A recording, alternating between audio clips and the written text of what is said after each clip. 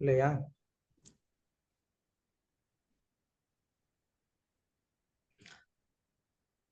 அதாவது எந்த ஒரு ஸ்டேட்மெண்டோ இல்லைன்னா வந்து ஒரு கிரந்தத்துடைய சாரம் இதுதான் அப்படின்னு கன்க்ளூட் பண்ணணும் அப்படின்னு சொன்னா அதுக்கு வந்து ஆஹ், ஒரு ஒரு ஒரு வழிமுறை இருக்கு. இப்படித்தான் அதை வந்து நிர்ணயம் பண்ணணும் அப்படின்னு சொல்லி. ஸோ அந்த வழிமுறை என்ன அப்படிங்கிறது நான் எக்ஸ்பிளைன் பண்ணல, இன்னைக்கு நான் எக்ஸ்பிளைன் பண்றேன். உபக்கிரமோ உபசம்ஹாரோ அபியாசோ அபூர்வதா பலம் அர்த்தவாதோ உபபத்தீச்ச லிங்கம் தாத்பரிய நிர்ணயே. லிங்கம் தாத்பரிய நிர்ணய. லிங்கம்னா அந்த வழிமுறை, தாத்பரிய அப்படின்னா ஒரு சித்தாந்தத்தை, தாத்பரியத்தை நிர்ணய நிரூபிக்கிறது அப்படின்னா அதுக்கு இந்த 6 வழிமுறை வந்து சொல்றாங்க. அதுல நம்ம இந்த செக்ஷன்ல நம்ம டிஸ்கஸ் பண்ணது வந்து முதல் வழிமுறை உபக்கிரம உபசம்ஹார. அதாவது ஒரு கிரந்தத்துடைய ஒரு ஆரம்பம் முடிவு அந்த இரண்டுலையும் ஒரே கருத்து சொல்லியிருக்கு அப்படின்னு சொன்னா அப்ப அது மூலமா நம்ம என்ன தெரிஞ்சுக்கிறோம், அந்த கிரந்தத்துல அதுதான் சாரம் அப்படிங்கிறத நம்ம வந்து தெரிஞ்சுக்கிறோம். இது ஒரு வழிமுறை. அதுதான் நம்ம அங்க ஜீவ கோஸ்வாமி கையாண்டு இருக்கக்கூடிய ஒரு முறை.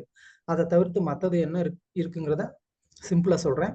அத பின்னாடி வரக்கூடிய சூழ்நிலையில அது சூழ்நிலை இடத்துக்கு ஏற்ற மாதிரி நான் முடிஞ்சா அதையும் வந்து நான் அங்க வந்து விளக்குறேன்.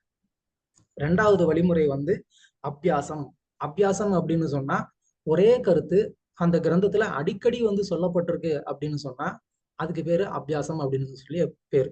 அப்ப அது மூலமாவும் நம்ம என்ன பண்ணலாம், ஒரு கிரந்தத்துல ஒரே கருத்து ரிப்பீட்டடா வந்து சொல்லப்பட்டிருக்குன்னா அதுதான் அந்த கிரந்தத்துடைய சாரம் அப்படின்னு சொல்லலாம். ஓகே, இது ஒரு வழிமுறை.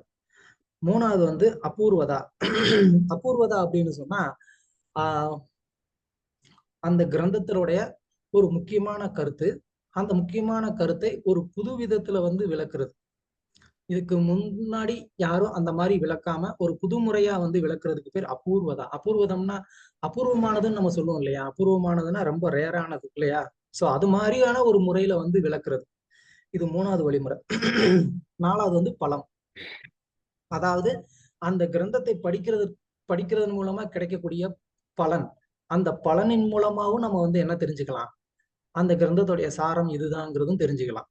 இப்போ ஒரு கிரந்தத்தை படிக்கிறோம், அதை முன்னாடியே அந்த பலஸ்ருதின்னு சொல்லி நம்ம வந்து படிப்போம். பல பாகவத பிரேயர்ல நம்ம வந்து பலஸ்ருதின்னு பார்ப்போம்.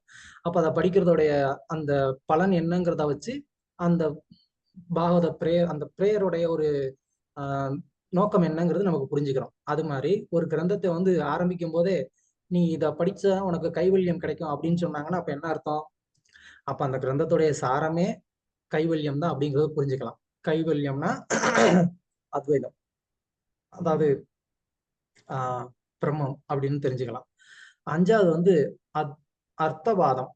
அர்த்தவாதம் அப்படின்னு சொன்னா குளோரிஃபை பண்றது. ஸோ ஒரு கிரந்தத்துல எந்த விஷயத்தை அதிகமாக புகழ்ந்து சொல்லப்பட்டிருக்கோ அப்படியும் வந்து எடுத்துக்கலாம். அதனால அந்த அந்த விஷயம்தான் அந்த கிரந்தத்துடைய சாரம் அப்படின்னு சொல்லி. அப்புறம் ஆறாவது வந்து உபபத்தி அப்படின்னு அர்த்தம். உபபத்தி அப்படின்னு சொன்னா ஒரு யுக்தியோட வந்து அதை வந்து விளக்குறது. ஒரு யுக்தி இல்ல உதாரணம், அதன் மூலமா வந்துட்டு ஒரு விஷயத்த வந்து விளக்குறது. ஸோ அப்படி அந்த ஒரு குறிப்பிட்ட அந்த கிரந்தத்தோடைய ஒரு விஷயத்த நல்ல ஒரு சிறந்த உதாரணங்களோட ஒரு யுக்தியோட அதை விளக்கும் போது நம்ம புரிஞ்சுக்கலாம் இதுதான் வந்து அந்த கிரந்தத்தினுடைய சாரம் அப்படின்னு சொல்லி. இந்த மாதிரி 6 விதமான வழிமுறை இருக்கு ஒரு கிரந்தத்துடைய ஆஹ் சாரம் என்னன்னு தெரிஞ்சுக்கிறது. இன்னொரு ஒரு உதாரணம் உங்களுக்கு வந்து பகவத்கீதையில இருந்து நான் வந்து கொடுக்குறேன். இப்போ பகவத்கீதையில 2வது அத்தியாயம் 12வது ஸ்லோகத்துல வந்து நத்வே பாகம் ஜாது நாசம் நத்வம் நேமே ஜனாதிபா. இந்த ஸ்லோகத்துல சொல்றதோடைய தாத்பரியம் என்ன? அதாவது நானோ நீயோ மன்னர்களோ எல்லாருமே எப்பவுமே தனி அப்படிங்கிறது தான் தாத்பரியம். அப்படின்னா ஜீவாத்மா வேற பரமாத்மா வேற அப்படிங்கிறது தாத்பரியம். சோ அதே மாதிரி 18வது அத்தியாயம் 65வது ஸ்லோகத்திலையும் கூட கிருஷ்ணர் என்ன சொல்றாரு, மாம் ஏ வைசியசி அப்படின்ட்டு தொடங்கக்கூடிய அந்த ஸ்லோகத்துல வந்து கிருஷ்ணர் சொல்றாரு, நீ என்னை வந்து அடைவாய் அப்படின்னு சொல்லி. அப்படின்னா என்ன அர்த்தம்? நீ வந்து என்னை அடைவாய் அப்படின்னு சொன்னா நீ வேற நான் வேற இல்லையா? அப்படின்னாதான் நீ வந்து என்னை அடைய முடியும்னு அர்த்தம். ரெண்டு பேரும் ஒண்ணு அப்படின்னு சொன்னா இதுல அடையிறவங்க யாரு, அடைய போறவங்க யாரு இல்லையா? அப்போ இதுல இருந்து நம்ம என்ன தெரிஞ்சுக்கலாம், பகவத்கீதையோடைய தாத்பரியம் என்னன்னா ஜீவாத்மா பரமாத்மா பேதம். அது ரெண்டுமே ஒண்ணுன்னு கிடையாதுங்கிற அந்த ஒரு தாத்பரியத்தை நம்ம வந்து புரிஞ்சுக்கிறோம். ஸோ இது ஒரு டெக்னிக் உங்களுக்கு நான் ஒரு எக்ஸாம்பிளுக்காக நான் வந்து சொன்னேன். இந்த மாதிரி நம்ம வந்து படிக்கிறதை கவனமா தெளிவா வந்து படித்து புரிந்து கொள்ள வேண்டும். அதை வந்து ஒரு சும்மா கிளாஸ்ல ஏதோ வந்து வேற ஏதோ ஒரு வேலை பண்ணிட்டு ஏதோ ஒன்று பேசிக்கிட்டு கேட்டுட்டு ஒரு அரைக்குறையா நோட்ஸ் எடுத்துட்டு கிளாஸ் அட்டன் பண்ணியாச்சு போதும் அவ்வளவுதான் அப்படின்னு சொல்லி நினைச்சோம்னா நம்ம அதுல கிடைக்கக்கூடிய முழு பலனை நம்மளால அனுபவிக்க முடியாது. ஓகே, ஸோ பாகவதம் அப்படிங்கிறது வந்து பத்ம புராணத்துல வந்து சொல்லுது, நமாமி தேவம் கருணாநிதானம் கமாலபர்ணம் சுகிதாவதாரம் அபார சம்சார சமுத்திர சேதும் பஜாமகே பாகவத ஸ்வரூபம். பாகவத ஸ்வரூபம். எது பாகவத ஸ்வரூபம் அப்படின்னு சொன்னா தமால வர்ணம் சுகிதா அவதாரம். தமால வர்ணம்னா என்ன? இதுக்கு நான் ரொம்ப கிளாஸ் எடுக்க விரும்பல, டக்குன்னு நம்ம அத்தியாயத்துக்குள்ள போவோம். ஸோ தமால வர்ணம் எல்லாருக்குமே தெரிஞ்சது, நீல வர்ணம் கிருஷ்ணருடைய வர்ணம் இல்லையா? அந்த மாதிரி அப்ப அந்த தமால வர்ணம்னு சொல்றது என்னன்னா பாகவதம் கிருஷ்ணர் தான் அப்படின்னு சொல்றாங்க. சுகிதா அவதாரம், இந்த பாகவதம் வந்து இனிமையை கொடுக்கக்கூடிய ஒரு அவதாரம். கருணா நிதானம். கருணா நிதானம் அப்படின்னு சொன்னா கருணை கடல் எது? பாகவதம். அது அந்த கடல் என்ன பண்ணுது? இந்த சம்சார கடல்ல இருந்து நம்மளை காப்பாத்துது. அபார சம்சார சமுத்திர சேது. சேது அப்படின்னா பாலம். இந்த கருணை கடல் அது என்ன பண்ணுது? இந்த சம்சார சாகரத்துல இருந்து நம்மளை வெளியில வர்றதுக்கு இந்த பாகவதம் ஒரு பாலமா இருக்கு. சோ அப்படிப்பட்ட அந்த பாகவதம் நமாமி தேவம், அந்த அந்த பாகவத பிரபுவை நான் என்ன பண்றேன்? நான் வந்து வணங்குறேன். பஜாமகே, நான் வந்து வழிபாடு பண்றேன் அப்படின்னு சொல்லி இது வந்து பாகவதத்தை வந்து புகழக்கூடிய ஒரு ஸ்லோகம். ஏன் இதை சொல்ற வரேன் அப்படின்னு சொன்னா, இந்த பாகவதம் அப்படிங்கிறது நம்மளை இந்த சம்சார பந்தத்துல இருந்து காப்பாத்துறதுக்காக இருக்கக்கூடிய ஒரு கிரந்தம்.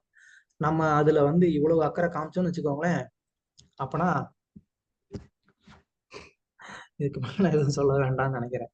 ஸோ தயவுசெய்து வந்து உங்களுடைய முழு கவனத்தையும் கொடுங்க. ஓகே, இன்றைக்கு நம்ம வந்து இந்த அத்தியாயத்தை முடிக்கணும் அப்படின்ற ஒரு கட்டாயத்துல இருக்கிறோம். ஸோ அதனால இன்னைக்கு வந்து மராத்தான். ஓகே, ஸோ 2வது ஸ்கந்தம் முதல் அத்தியாயம் பதம் 13. கத்வாங்கோ நாம ராஜர்ஷி ஞாத்வேயத்தாம் ஜிகாயுஷக முகூர்த்தாத் சர்வமுத்ருச்ச கதவானவயம் ஹரிம். இந்திராரி சேவினி மேதாஜி. பிரபு நான் அப்புறம் படிக்கிறேன் பிரபு. ஓகே மேதாஜி, இந்துலேக்கா மேதாஜி. ஹரே கிருஷ்ணா. தமது வாழ்வு இன்னும் ஒரு நொடி நேரம் மட்டுமே நீடிக்கும் என்று அறிவிக்கப்பட்ட ராஜரிஷியாகிய கத்வாங்க மகாராஜன் எல்லா பௌதீக செயல்களில் இருந்தும் தம்மை விடுவித்துக் கொண்டு அபயம் அளிப்பவரான முழுமுதற் கடவுளிடம் உடனே தஞ்சம் அடைந்தார். ஹரே கிருஷ்ணா.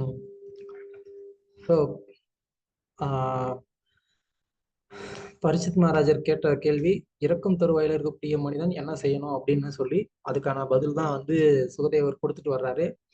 அதுல வந்து இப்போ பரிசித் மகாராஜர் வந்து என்ன நினைக்கிறாரு, எனக்கு 7 நாள் தான் இருக்கு, நான் எப்படி வந்து இந்த மாதிரி பஜனை இதெல்லாம் பண்ணி நான் வந்து சக்சஸ் ஆகுறது அப்படிங்கிறது பரிசித்துடைய ஒரு கவலை இல்லைன்னா கேள்வி. இப்ப அதுக்கு வந்து பதில் சொல்றாரு. அதுக்கு முன்னாடியே வந்து பதில் சொன்னாரு, ஏன்ப்பா ஒரு முகூர்த்த நேரத்திலேயே கூட வந்து முக்தி அடையலாம், நீ ஏன் கவலைப்படுற அப்படின்னு இதுக்கு முன்னாடி ஸ்லோகத்திலேயே சொன்னார். அப்ப பரிசித்து கேட்கலாம், நல்லா கதை விடுறீங்க சுகதேவ கோஸ்வாமி, ஏதோ வந்து உங்கள்கிட்ட வந்து கேட்கறேன்னு சொல்லி உட்காந்துட்டோங்கிறதுக்காக வந்துட்டு நீங்க என்ன வேணா சொல்லலாம்னு நினைக்கிறீங்களா? ஒரு முகூர்த்த காலத்துல வந்து இதெல்லாம் நடக்கிற காரியமா? அப்படி யார் பண்ணா சொல்லுங்க, ஏதாவது ஒரு உதாரணம் இருக்கா சொல்லுங்க அப்படின்னு பரிசித்து வந்து கேட்கிறான். அப்படின்னு அதுக்குதான் வந்து சுகதேவர் சொல்றாரு, இருப்பா ஒரு நல்ல உதாரணம் இருக்கு. யார் அவரு? கட்வாங்க ராஜரிஷி. கட்வாங்கோ நாம ராஜரிஷி. கட்வாங்கான்னு ஒரு ராஜாக்கு பேரு. அந்த ராஜா எப்படிப்பட்டவரு? அவர் வந்து ராஜரிஷி. ராஜரிஷி எப்படி ஒன்ன மாதிரிதான், நீ எப்படி ஒரு ராஜரிஷியோ அதே மாதிரி அவரும் வந்து ஒரு ராஜரிஷி. இந்த ராஜரிஷிங்கிற ஒரு பதத்தை யூஸ் பண்றதுக்கு காரணம் என்ன அப்படின்னு கேட்டா பல காரணம் இருக்கு. ஒண்ணு வந்து என்னன்னா, ஆஹ் பரிசுத்தும் வந்துட்டு ராஜரிஷி அப்படின்றது எல்லாருக்குமே தெரிஞ்ச ஒரு விஷயம். ஓகேவா? சோ அதனால அந்த ராஜரிஷி எந்த ஒரு இலக்கை அடைஞ்சாரோ அதே இலக்கை நீ ஒரு ராஜரிஷி ஒன்னாலையும் அடைய முடியும் அப்படின்னு ஒரு என்கரேஜ்மெண்ட் கொடுக்கறது, ஒரு உற்சாகப்படுத்துறது. அதுக்கும் நம்ம வந்து எடுத்துக்கலாம் ராஜரிஷின்னு சொல்றது. இன்னொன்னு, அந்த ராஜா ஒரு ராஜரிஷின்னு சொல்றதுக்கு இன்னொரு காரணம் என்னன்னா, ராஜரிஷி அப்படின்னு சொன்னா எப்படி இருப்பாங்க, அவங்க வந்து எப்போதுமே வந்து தங்களுடைய எல்லா கடமைகளுக்கு நடுவுலையும் பகவானுடைய ஸ்மரணத்திலேயே இருப்பாங்க. அதுதான் ராஜரிஷி. ரிஷி அப்படின்னா என்ன, அவங்களுடைய முழு நேர வேலை என்ன, அவங்களுடைய முழு நேர வேலை பகவத் தியானம் தான் இல்லையா. அதுதான் ரிஷி. ரிஷிகள்னா அந்த மாதிரி பகவத் தியானத்துல இருக்கிறவங்க தான். ஆனா ராஜரிஷி அப்படின்னு சொன்னா அவர் வந்து ராஜாவுடைய வேலையை பாக்குறாரா, அப்ப ரிஷியுடைய வேலையை பாக்குறாரா? ரெண்டும் சேர்ந்து பண்றாரு. அதனாலதான் ராஜரிஷி. அவர் வந்து ராஜாவாவும் சிறந்த ராஜாவாவும் இருக்கிறாரு, சிறந்த ரிஷியாவும் இருக்கிறாரு. இதுதான் பெஸ்ட். சோ அதனாலதான் இங்க வந்து அந்த ராஜரிஷி அப்படிங்கிறவர் வந்து என்ன பண்ண முடிஞ்சது, முகூர்த்த இக ஆயுஷ முகூர்த்த, அவருக்கு வந்துட்டு என்ன, இந்த ஆயுசு இருக்கே, அந்த ஆயுசு அவருக்கு வந்து எவ்வளவு இருந்துச்சு, ஒரே ஒரு முகூர்த்தம். ஒரு முகூர்த்தம்னா இங்க வந்து ஒரு நொடி அப்படின்னு போட்டுக்கிறாங்க. ஒரு நொடின்னு சொல்லலாம், இல்ல அப்படின்னா ஒரு முகூர்த்தம்ங்கிறது 48 நிமிடங்கள் அதுவும் சொல்லலாம். மேபி இங்க சொல்லக்கூடியது ஒரு நிமிடம் அப்படிங்கிறது தேவலோக கணக்குப்படியாகவும் இருக்கலாம். ஸோ அது நம்ம எப்படினாலும் எடுத்துக்கலாம்.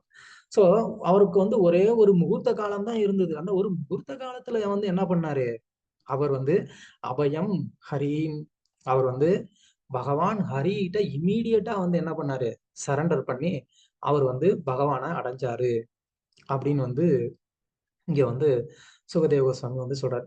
ஆஹ் அது எப்படிங்க இவ்வளவு நேரம் வந்து அவர் போய் T20 வந்து பார்த்துட்டு வருவாராம், வந்த உடனே இப்பதான் உனக்கு உயிர் போகுதுன்னு தெரிஞ்ச உடனே அவர் உட்காந்து வந்து பகவானை தியானம் பண்ணிட்டு உடனே வந்து பகவானை அடைஞ்சிருவாரா சொல்லுங்க. ம் பிரபு Yes, இந்த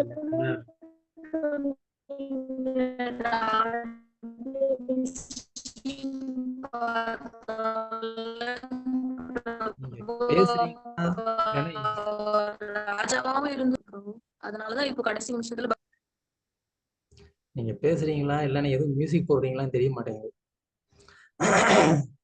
ஓகே. சோ அவர் வந்து முன்னாடியில இருந்தே வந்து பகவானுடைய ஒரு சிறந்த பக்தர். எப்போதும் அவர் பகவத் ஸ்மரணத்திலேயே தான் இருக்கிறாரு.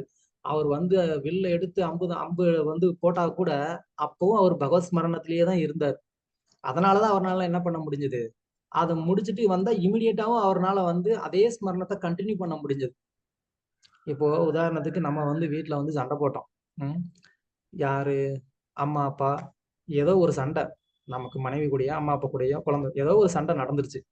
சண்டை முடிஞ்ச உடனே நீங்க வந்து டென்ஷனா இருக்கப்பா அப்படின்னு சொல்லிட்டு சாண்டிங் மேக் எடுத்து சாண்டிங் பண்றீங்க. அப்போ என்ன சாண்டிங் பண்ணுவீங்க சொல்லுங்க. நீங்க சந்தப்பட்டவங்க நினைச்சு அந்த குணப்பலதான் பிரபு சாண்டிங் பண்ணுங்க, வேற எதுவும் சாண்டிங் பண்ண முடியாது. திடீர்னு யாரோ நம்மளை பத்தி குறை சொல்லிட்டாங்க, கோவில்ல வந்துட்டு இவங்க பண்ண சேவை இப்படி பண்ணிட்டாங்க அப்படின்னு சொல்லி யாரோ எங்கேயும் பேசிட்டாங்க. அதை ஒருத்தவங்க போன் பண்ணி நமக்கு சொல்லிட்டாங்க, பிரபு தெரியுமா உங்களுக்கு, உங்க சர்வீஸை பத்தி இப்படி வந்து 2 பேர் பேசிட்டு இருக்காங்க அப்படின்னு சொன்னா உடனே வந்து அவ்வளவுதான், பிளாஸ்ட் ஆயிரும். அப்ப அந்த நேரத்துல சாண்டிங் பண்றீங்க, அப்ப என்ன ஆகும், அவ்வளவுதான், கிருஷ்ணர் பாவம் பிரபு, குழம்பி தள்ளிட்டோம். சோ நம்ம இதுக்கு முன்னாடி ஜஸ்ட் சாண்டிங்க்கு முன்னாடி என்ன ஒரு செயல்ல இருந்தோமோ, சாண்டிங் ஆரம்பிச்ச உடனே நமக்கு இமீடியட்டா என்ன இருக்கும், அந்த ஒரு செயல் தான் இருக்கும். அப்ப அதை இருந்து கடந்து வர முடியும். அது எந்த அளவுக்கு நம்ம வந்து ஒரு டிட்டாச்சா இருக்கிறோமோ அதை பொறுத்துதான் அதை விட்டு வெளியில வர முடியும். சோ அதனாலதான் இவர் ராஜ ரிஷி. ஏன் அப்படின்னு சொன்னா ஒரே நேரத்துல அவர் வந்து டியூட்டி பவுண்டாவும் இருக்கிறாரு, டியூட்டி ஃப்ரீயாவும் இருக்கிறாரு. அவர் வந்து தன்னுடைய கடமையை செய்யறதுல கட்டுப்பாடாவும் கடன்பட்டவராகவும் இருக்கிறாரு, அதே நேரத்துல அதுல பற்றற்றவராகவும் இருக்கிறாரு.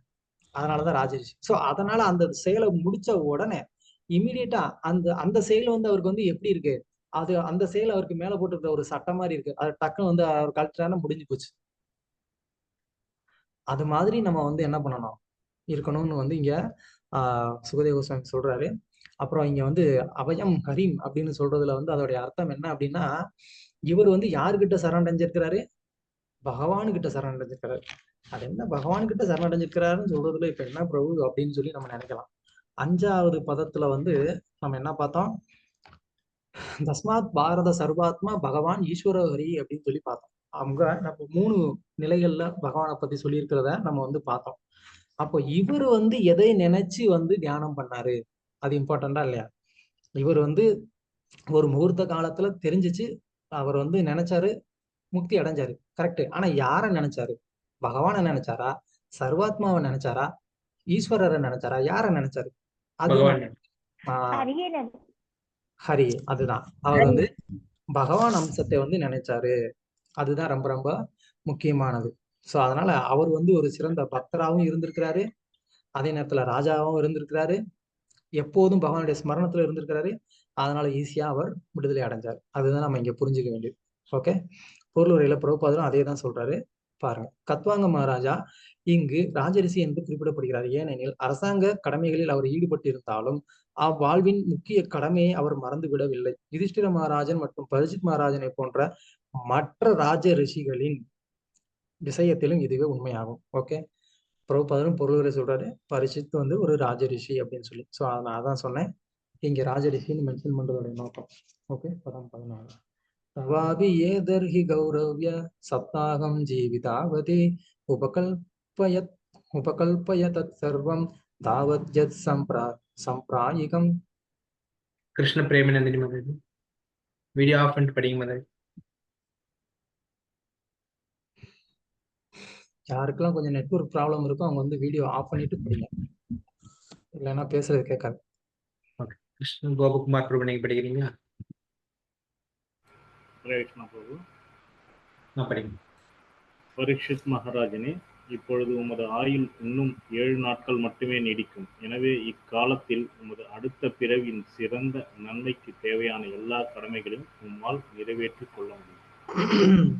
எஸ், இங்க வந்து பரிஜித் மகாராஜர் வந்து கேட்கிறாரு. அதாவது பரிஜித் மகாராஜர் சொன்னார் இல்லையா, ஒரு முகூர்த்த காலத்துல வந்து எப்படி பண்ண முடியும் அப்படின்னு சொல்லி. அதுக்கு உதாரணம் கட்வாங்க மகாராஜரும் சொல்லியாச்சு. இப்போ சுகதேவ கோஸ்வாமி வந்து பரிஜித் மகாராஜை என்கரேஜ் பண்றாரு. அவருக்கு ஒரு முகூர்த்த காலம் தான்ப்பா இருந்துச்சு, உனக்கு 7 நாள் இருக்கு. ஸோ 7 நாள் உனக்கு வந்துட்டு டைம் இருக்கிறப்போ உன்னால என்ன பண்ண முடியாது? எல்லாமே பண்ண முடியும். என்ன பண்ண முடியும்? சாம்பிராயிகம்னா என்ன? மறுபிறவிக்கு தேவையான சடங்கு. அதாவது இந்த பிறவியில நம்ம செய்த பாவத்துக்கான சடங்கு கிடையாது, பிராயச்சித்தம் கிடையாது. அவர் பண்றது என்ன? அடுத்த பிறவி வராம இருக்கிறதுக்கான ஒரு சடங்கு. அந்த சடங்க உபகல்பய கம்ப்ளீட்டா அவர்னால வந்து நிறைவேற்ற முடியும் அப்படின்னு சுகதேவ கோஸ்வாமி கான்பிடண்டா சொல்றாரு. அப்போ இந்த 7 நாள் அந்த ஒரு அவகாசத்துக்கு உள்ளேயே ஒருத்தர் என்ன பண்ண முடியும்? தன்னுடைய மறுபிறப்பை வந்து நிறுத்தக்கூடிய அளவுக்கு தேவையான சடங்கு என்ன பண்ணணுமோ அதை ஒருத்தர்னால பண்ண முடியும். அதுதான் நம்ம இங்க வந்து தெரிஞ்சுக்க வேண்டியது. சோ அதனால நம்ம வந்து என்ன பண்ண தேவையில்லை, அதுக்காக நம்ம வந்து ஓகே அப்ப 7 நாள் போதுங்கள பிரபு, அதுக்கு ஏன் பிரபு இப்பயே வந்து எங்களை வந்து தீட்சை வாங்க சொல்லிட்டு வந்துட்டு டார்ச்சர் பண்றீங்க, இது சாப்பிடாத அது சாப்பிடாத ஏகாதசி விரதம்னு சொல்லிலாம் ஏன் பிரபு எங்களை டார்ச்சர் பண்ணணும்? நாங்க கரெக்டா அந்த ஒரு 7 நாளைக்கு முன்னாடி வந்து ஜாயின்ட் ஆயிடுறோம் இஸ்கான்ல, தீட்சை கொடுத்து அப்படியே எங்களை வந்து உட்கார வச்சு ஹரிதாஸ் டாக்கூரா மாத்திருங்க, முடிஞ்சு போச்சு, அவ்வளவுதானே. பண்ணலாமா இல்லையா ஸ்ரீரங்கம் மாதாஜி? இல்ல பிரபு, உள்ள முழுமையா படிச்சுட்டு தான் போறோம். முழுமையா படிச்சிருந்தாங்க. என்ன மாதாஜி, உங்களுக்கு எவ்வளவு தூரம் சிம்பிளா ஒரு ஷார்ட்கட் நாங்க சொல்றோம், ஒரு 7 நாள்ல நீங்க வந்து 7 days கோர்ஸ் எடுத்துக்கோங்கிறோம், நீங்க வந்து வேணாம் எங்களுக்கு 1 year கோர்ஸ் தான் வேணுங்கிறீங்க. 10 years படிச்சா கூட பாகவதம் புரிஞ்சுக்க முடியாது பிரபு, வேஸ்ட் இல்ல. அப்படி இல்ல புரிஞ்சுக்கிறது. முனிவர்களுக்கே கேள்வி வருது, நம்மலாம் எங்க பிரபு? ஓகே, அது வந்து சாத்தியமா இல்லையா? அது எல்லாருக்குமே வந்து பாசிபிளா இல்லையா? அததான் இப்ப இனிமே சுகதேவ கோஸ்வாமி வந்து சொல்ல போறாரு. பதம் 15. அந்த காலே து புருஷ ஆகதே கத சாத்வச சிந்தியா அசங்க சாஸ்திரேன சம்ருகாம் தேகோ அனுயேஷதம். குண்டலதா மாதாஜி. வாழ்வின் இறுதி கட்டத்தில் மரணத்தை பற்றி அஞ்சாமல் இருப்பதற்கு போதுமான தைரியம் உள்ளவனாக ஒருவன் இருக்க வேண்டும். ஆனால் ஜட உடல், அதற்கு சம்பந்தம் உள்ளவை மற்றும் அதனுடைய ஆசைகள் முதலான எல்லா பற்றுகளிலிருந்தும் ஒருவன் தன்னை துண்டித்துக் கொள்ள வேண்டும். ஹரே கிருஷ்ணா. ஓகே. ஸோ சுகதேவ கோஸ்வாமி வந்து என்ன சொல்றாருன்னா, வாழ்க்கையில வந்து ஒருத்தருக்கு வந்து தில்லு வேணுங்கிறாரு. என்ன பிரபு அப்படிலாமா வந்து சுகதேவ கோஸ்வாமி சொல்றாரு அப்படின்னு கேட்காதீங்க. அதுதான் சொல்றாரு. வாழ்க்கையில ஒருத்தர் வந்து என்ன பண்ணணும், எந்த ஒரு சூழ்நிலையை பத்தி பயப்படாம இருக்கணும் அப்படிங்கிறாரு. கரெக்டா வந்து இறுதி, அதுலயும் வாழ்வின் இறுதி கட்டம் அந்த காலே கதை சாத்வச, அதாவது இறுதி வாழ்வினுடைய அந்த இறுதி காலத்தை பத்தி ஒருத்தர் வந்து என்ன பண்ணணும், அதை பத்தின ஒரு கவலை இல்லாம இருக்கணும். ஒருத்தர் வந்து வாழ்நாள் எவ்வளவு மீதம் இருக்கு அப்படின்ற அந்த ஒரு கவலையே வந்து இல்லாம எப்படி வந்து கட்வாங் மகாராஜ் வந்து செயல்பட்டாரு, அவருக்கு எவ்வளவு நாள் இருக்கு அப்படின்னு சொல்லிட்டு அவர் வந்து கவலைப்பட்டாரா, அட பாவில அவங்களுக்காக இவ்வளவு நாள் நான் சண்டை போட்டேன், இப்படி ஆயுஸ் எல்லாம் அவங்களுக்கு சண்டை போட்டே போயிருச்சு அப்படின்னு சொல்லி உட்காந்து வந்து புலம்புனாரா? ஒண்ணுமே இல்ல, ஒரு நிமிஷம் தான் இருக்கா, ஓகே நோ ப்ராப்ளம் அப்படின்னு சொல்லிட்டு இமீடியட்டா வந்து என்ன பண்ணிட்டாரு, ஆக்ஷன்ல இறங்கிட்டாரு. அப்போ நம்மளுடைய வாழ்க்கையில நமக்கு எவ்வளவு நாள் இருக்கு என்ன அப்படிங்கிறது நமக்கு தெரியாது. அப்படி இருக்கிற பட்சத்துல நம்ம என்ன பண்ணணும், இமீடியட்டா அதுக்கான ஆக்ஷன்ல வந்து இறங்கணும். அப்போ என்ன பண்ணணும், கட்வாங்க மகாராஜுக்கு இம்மிடியட்டா அதை செய்யக்கூடிய அந்த ஒரு பக்குவம் எப்படி வந்தது, அது நமக்கு தெரியணும் இல்லையா? ஸோ கட்வாங்க மகாராஜ் ஒரு நிமிஷத்துலயே எப்படி வந்து அந்த ஒரு டிட்டாச்மெண்டா ஆனாரு, அது ஒரு நிமிஷத்துல நடக்கக்கூடிய ஒரு வேலை கிடையாது. அது எப்படி நடந்ததுங்கிறத தான் இங்க வந்து சொல்றாரு. அது எப்படி நடந்தது அப்படின்னு சொன்னா, அவர் ஏற்கனவே வந்து எப்படி இருந்தாரு, பற்றற்று இருந்தார். அசங்க சம்ருகாம் அப்படின்னு சொன்னா அவர் வந்து பற்றற்று இருந்தாரு. எல்லா ஆசைகளையும் அவர் வந்து கடந்தவரா இருந்தார். எது பத்தின ஆசைகள், தேகத்தினுடைய அந்த ஆசைகள் எல்லாத்தையுமே, தேக சம்பந்தமான அந்த ஆசைகள் எல்லாத்தையுமே அவர் வந்து என்ன பண்ணியிருந்தாரு, அவர் கடந்தவரா இருந்தார். அதுதான் வந்து ரொம்ப முக்கியமான விஷயம். ஸோ இந்த ரெண்டு அவர் வந்து எப்போதும் கடைபிடிச்சிருக்கிறாரு. கரெக்டா அந்த ஒரு டைம்ல அவர் கடைபிடிச்சாரு அப்படிங்கிறது கிடையாது. எப்போதுமே அவர் குடும்பத்துல இருந்தாலும் சரி, அரச பதவியில இருந்தாலும் சரி, பற்று இல்லாம இருந்திருக்கிறாரு. அவ்வளவு தூரம் அவருக்கு வசதி இருந்தும் அவர் எதையுமே அனுபவிக்காம இருந்திருக்கிறார். அததான் இங்க வந்து சுகதேவ கோஸ்வாமி எக்ஸ்பிளைன் பண்ணிட்டு இருக்கிறாரு. ஸோ அதனால நம்ம எங்க வேணா இருக்கலாம், எந்த ஆசிரமத்துல வேணா இருக்கலாம், பிரம்மச்சரியா இருக்கலாம், கிரகஸ்தரா இருக்கலாம், வானப்பிரஸ்தரா இருக்கலாம், சன்னியாசியா இருக்கலாம். ஆனா யாரா இருந்தாலும் அவங்களுக்கு தங்களுடைய நிலையில பற்று இருக்கக்கூடாது. சன்னியாசி ஆயிட்டோம், அப்பா ஒரு வழியா வந்துட்டு ஒரு பொசிஷனுக்கு வந்தாச்சு, இனிமே எல்லாரும் நம்ம காலில் விழுவாங்க, தட்சணை கொடுப்பாங்க, நாளை வாங்கிட்டு அப்படியே வந்து செட்டில் ஆகிக்க வேண்டியதான் அப்படின்னு சொல்லிட்டு நம்ம வந்து என்ன ஆயிடக்கூடாது, அது ஒரு பற்றுதல் தான். இனிமே அந்த கோயில்ல நமக்குன்னு வந்து செப்பரேட்டா ஒரு ரூம் கொடுப்பாங்க, மரியாதை கிடைக்கும், டைம் பிரசாதம் கிடைக்கும், சாப்பிட்டுட்டு எப்படி செட்டில் ஆயிட வேண்டியதான் அப்படின்னு நினைச்சாலும் அதுவும் வந்து ஒரு பற்று தான். டிஃப்ரெண்ட் ஆசிரமம், எதுக்கு எடுத்தா எந்த ஆசிரமமா இருந்தாலும் அந்த ஆசிரமம்ல நம்ம வந்துட்டு அந்த பற்று இல்லாத ஒரு நிலையை நம்ம வந்து வளர்த்துக்கணும். அதுதான் ரொம்ப ரொம்ப முக்கியமான ஒரு விஷயம். ஸோ இது இந்த ஸ்லோகத்துக்கான ஒரு நமக்கு பார்க்கறதுக்கு மேலான தெரியக்கூடிய ஒரு மீனிங். இன்னொரு மீனிங் வந்து நமக்கு ஆச்சாரியர்கள் என்ன சொல்றாங்க அப்படின்னு சொன்னா, ஸோ இங்க இந்த பதத்துல இருந்து அஷ்டாங்க யோகத்தை பத்தின ஒரு விளக்கத்தை வந்து சுகதேவ கோஸ்வாமி வந்து கொடுக்க ஆரம்பிக்கிறார். இங்க வந்து பரிசித் மகாராஜர் கேட்ட கேள்விக்கான பதில சொல்றாரு. அப்ப அந்த பதில டைரக்டா பக்தி யோகமாவே அவர் சொல்லியிருக்கலாம். ஆனா அவர் வந்து அப்படி சொல்லாம அவர் என்ன பண்றாரு, முதல்ல யோக மார்க்கத்துல இருந்து ஆரம்பிக்கிறார். அதனாலதான் இந்த அத்தியாயத்துக்கு பேர் என்னது, இறை உணர்வில் முதற்படி அப்படின்னு சொன்னாங்க. அப்படின்னா என்ன, யோக மார்க்கம் அப்படிங்கிறதுலாம் அது ஒரு முதற்படி தானே தவிர அது இறுதி இலக்கு கிடையாது. அதை பின்னாடி நம்ம வந்து புரிஞ்சுக்கோம். ஸோ அப்ப இங்க வந்து இந்த ஒரு அஷ்டாங்க யோகத்தை சொல்லி அதனுடைய ஒரு வழிமுறையை வந்து இங்க விளக்குறார் பரிசித் மகாராஜருக்கு. ஆனா சுகதேவ கோஸ்வாமியோடைய உண்மையான ஒப்பீனியன் என்னங்கிறத பின்னாடி வந்து விளக்குவார். ரெண்டாவது அத்தியாயம், அது வந்து 2வது அத்தியாயத்துல 33வது ஸ்லோகத்துல இருந்து 37வது ஸ்லோகம் வரைக்கும் அந்த சுகதேவ கோஸ்வாமி தன்னுடைய ஓன் ஒப்பீனியனை வந்து சொல்லுவார், எது வந்து பெஸ்ட் அப்படிங்கிறது. அதை நம்ம அங்க பார்ப்போம். ஸோ இங்க வந்து சுகதேவ கோஸ்வாமி இதை சொல்றதோடைய நோக்கம் என்ன அப்படின்னு சொன்னா, முதல்ல வந்து யோக மார்க்கத்தை சொல்லி அதோடைய வழிமுறை என்ன, அதுல அவங்க அடையக்கூடிய இலக்கு என்ன, அதை வந்து சொல்லணும்னு நினைக்கிறாரு. ஏன் அப்படின்னா அந்த கூட்டத்துல நிறைய யோகிகளும் இருக்கிறாங்க. அப்ப அந்த யோகிகளுக்கும் அது என்ன வழிமுறைங்கிறத அவங்களுக்கும் தெரியப்படுத்தி அந்த இலக்குடைய நிலை என்னங்கிறதையும் வந்து சுகதேவ கோஸ்வாமி புரிய வைக்கணும்னு நினைக்கிறார். அதனாலதான் யோகத்துல இருந்து ஆரம்பிக்கிறார்.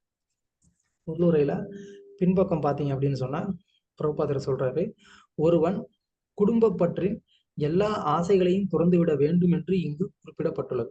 உயர்ந்த ஆசைகள் ஒருவனுக்கு அவசியம் ஆகும். இல்லையெனில் ஆரோக்கியமற்ற ஆசைகளை துறப்பதற்கு வாய்ப்பு இல்லை. ஜீவனின் இணைபிரியாத அம்சமாக இருப்பது ஆசை. ஆசை அப்படிங்கிறது ஜீவாத்மாவுடைய ஒரு இன்பில்டு நேச்சர், இல்லை அப்படின்னா இன்னரண்ட் நேச்சர். அது வந்து ஜீவாத்மால இருந்து பிரிக்க முடியாத ஒண்ணு. ஆனா அந்த ஆசை அப்படிங்கிறது இப்ப எதுவா இருக்கு? அது ஜடத் சம்பந்தமான ஒரு ஆசையா இருக்கு. அதை நம்ம என்ன பண்ணணும்?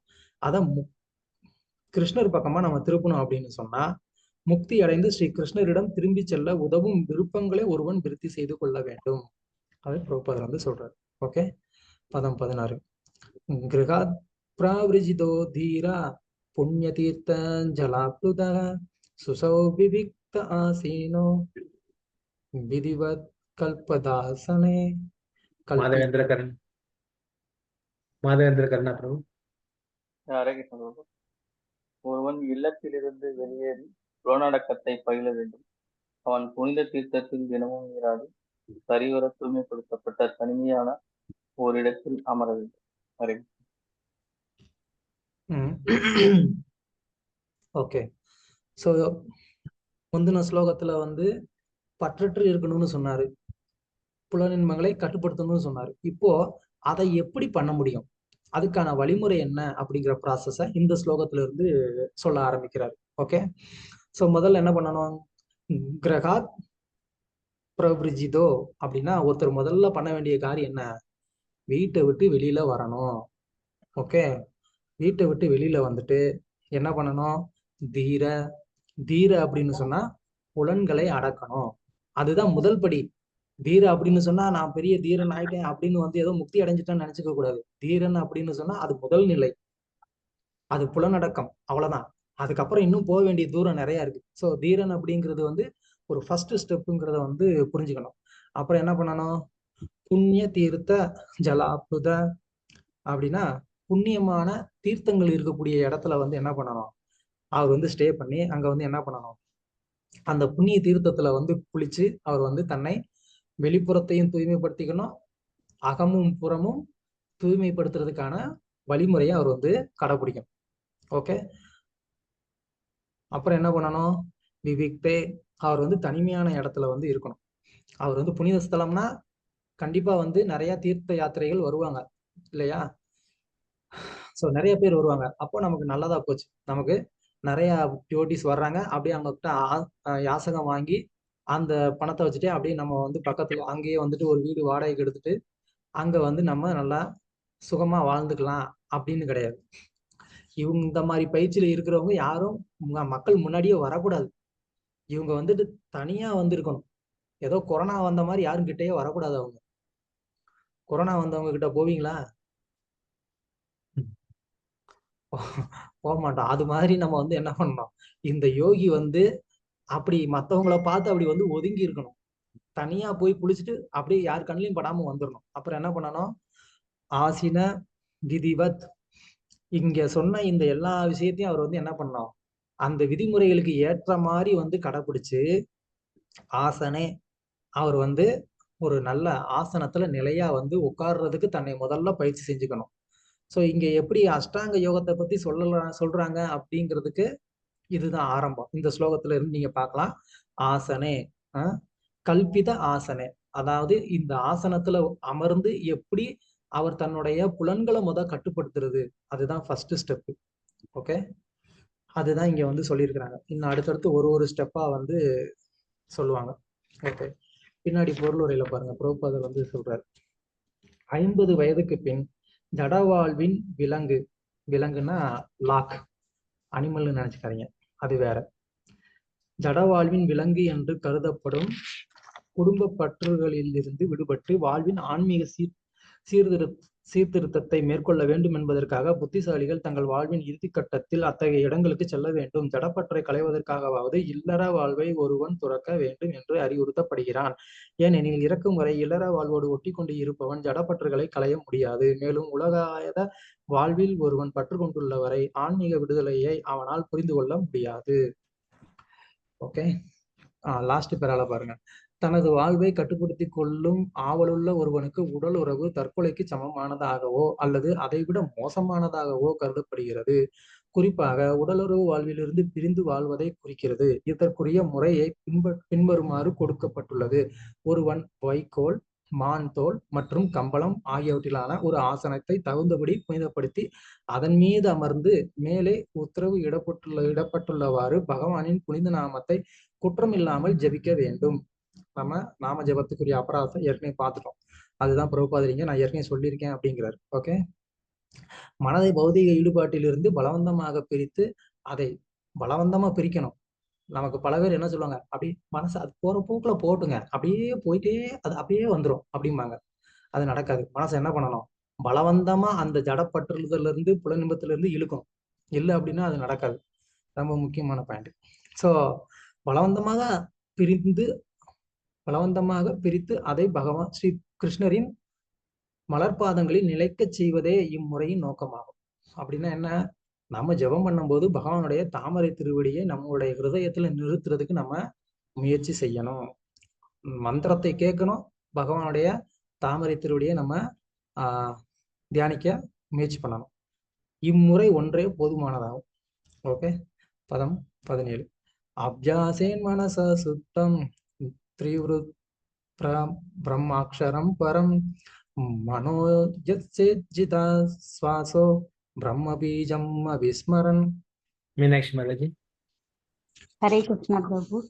மேற்கூறியவாறு அமர்ந்த பின் 3 பிரம்ம அச்சரங்களை ஆ உ இம் மனதில் நிலையாக செய்ய வேண்டும். அதன் பின் சுவாசத்தை ஒழுங்குபடுத்துவதன் மூலமாக பிரணவத்தை மறந்து விடாது இருக்கும் வகையில் மனதை கட்டுப்படுத்த வேண்டும். ஓகே, இப்போ உட்காந்து ஆசனத்துல உட்காந்து ஒருத்தர் தன்னுடைய அதாவது அந்த ஆசனத்துல அவருக்கு எந்த விதமான ஒரு கஷ்டமும் இல்லாம அதுல அதிகபட்ச நேரம் உட்கார்ற அளவுக்கு அவர் தன்னை பழக்கப்படுத்திக்கணும், பயிற்சி படுத்திக்கணும். அது ரொம்ப முக்கியம். ஏன்னா இப்போ நமக்கு சேர்ல உட்காந்தாலே நமக்கு ஒரு அரை மணி நேரம் உட்கார முடியல, எந்திரிக்க வேண்டியிருக்கு. இதுல தரையில வேற உட்கார சொல்லிட்டோம்னா அவ்வளவுதான், பிரபு கால் ரொம்ப வலிக்கும் பிரபு, தரையில எங்களுக்கு உட்காந்து பழக்கம் இல்லை பிரபு அப்படின்னு நம்ம டான்ஸ் ஆடுவோம். அந்த மாதிரிலாம் இருந்தால் யோகம் பண்ண முடியாது. அதனாலதான் நம்ம இஸ்கானுக்கு வந்துட்டோம். ஸோ அந்த ஆசனத்துல மணிக்கணக்கா அவங்களால உட்கார முடியணும். அது ரொம்ப முக்கியம். ஆரம்பத்துல மணிக்கணக்கு, போக போக நாள் கணக்குல அவங்க உட்காந்துருக்கணும்.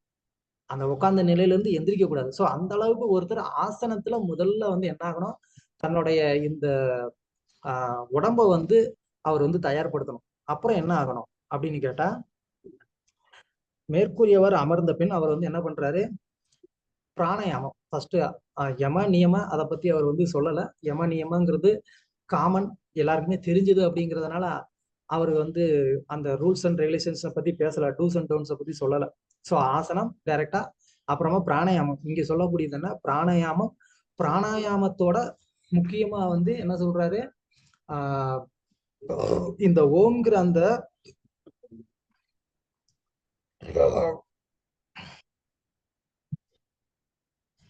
என்னது ஓம்ங்கிற அந்த பிரம்ம அக்ஷரத்தை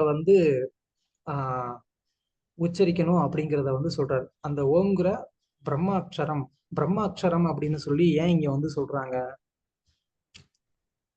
ஓகே அது என்னன்றத பார்ப்போம். பிரம்ம அக்ஷரம், பிரம்ம பீஜம், இது என்னங்கிறத நம்ம இப்ப பார்ப்போம். அதுக்கு முன்னாடி இவர் என்ன பண்ணணும், ஒருவன் பழக வேண்டும், அபியாசை பழக வேண்டும். என்ன பழகணும் அப்படின்னு சொன்னா, அந்த ஆசனத்துல உட்கார்றதுக்கு பழகணும். பழகுனதுக்கு அப்புறமா மனசா சுத்தம், அவர் என்ன பண்ணணும், மனசை பியூரிஃபை பண்ணணும்.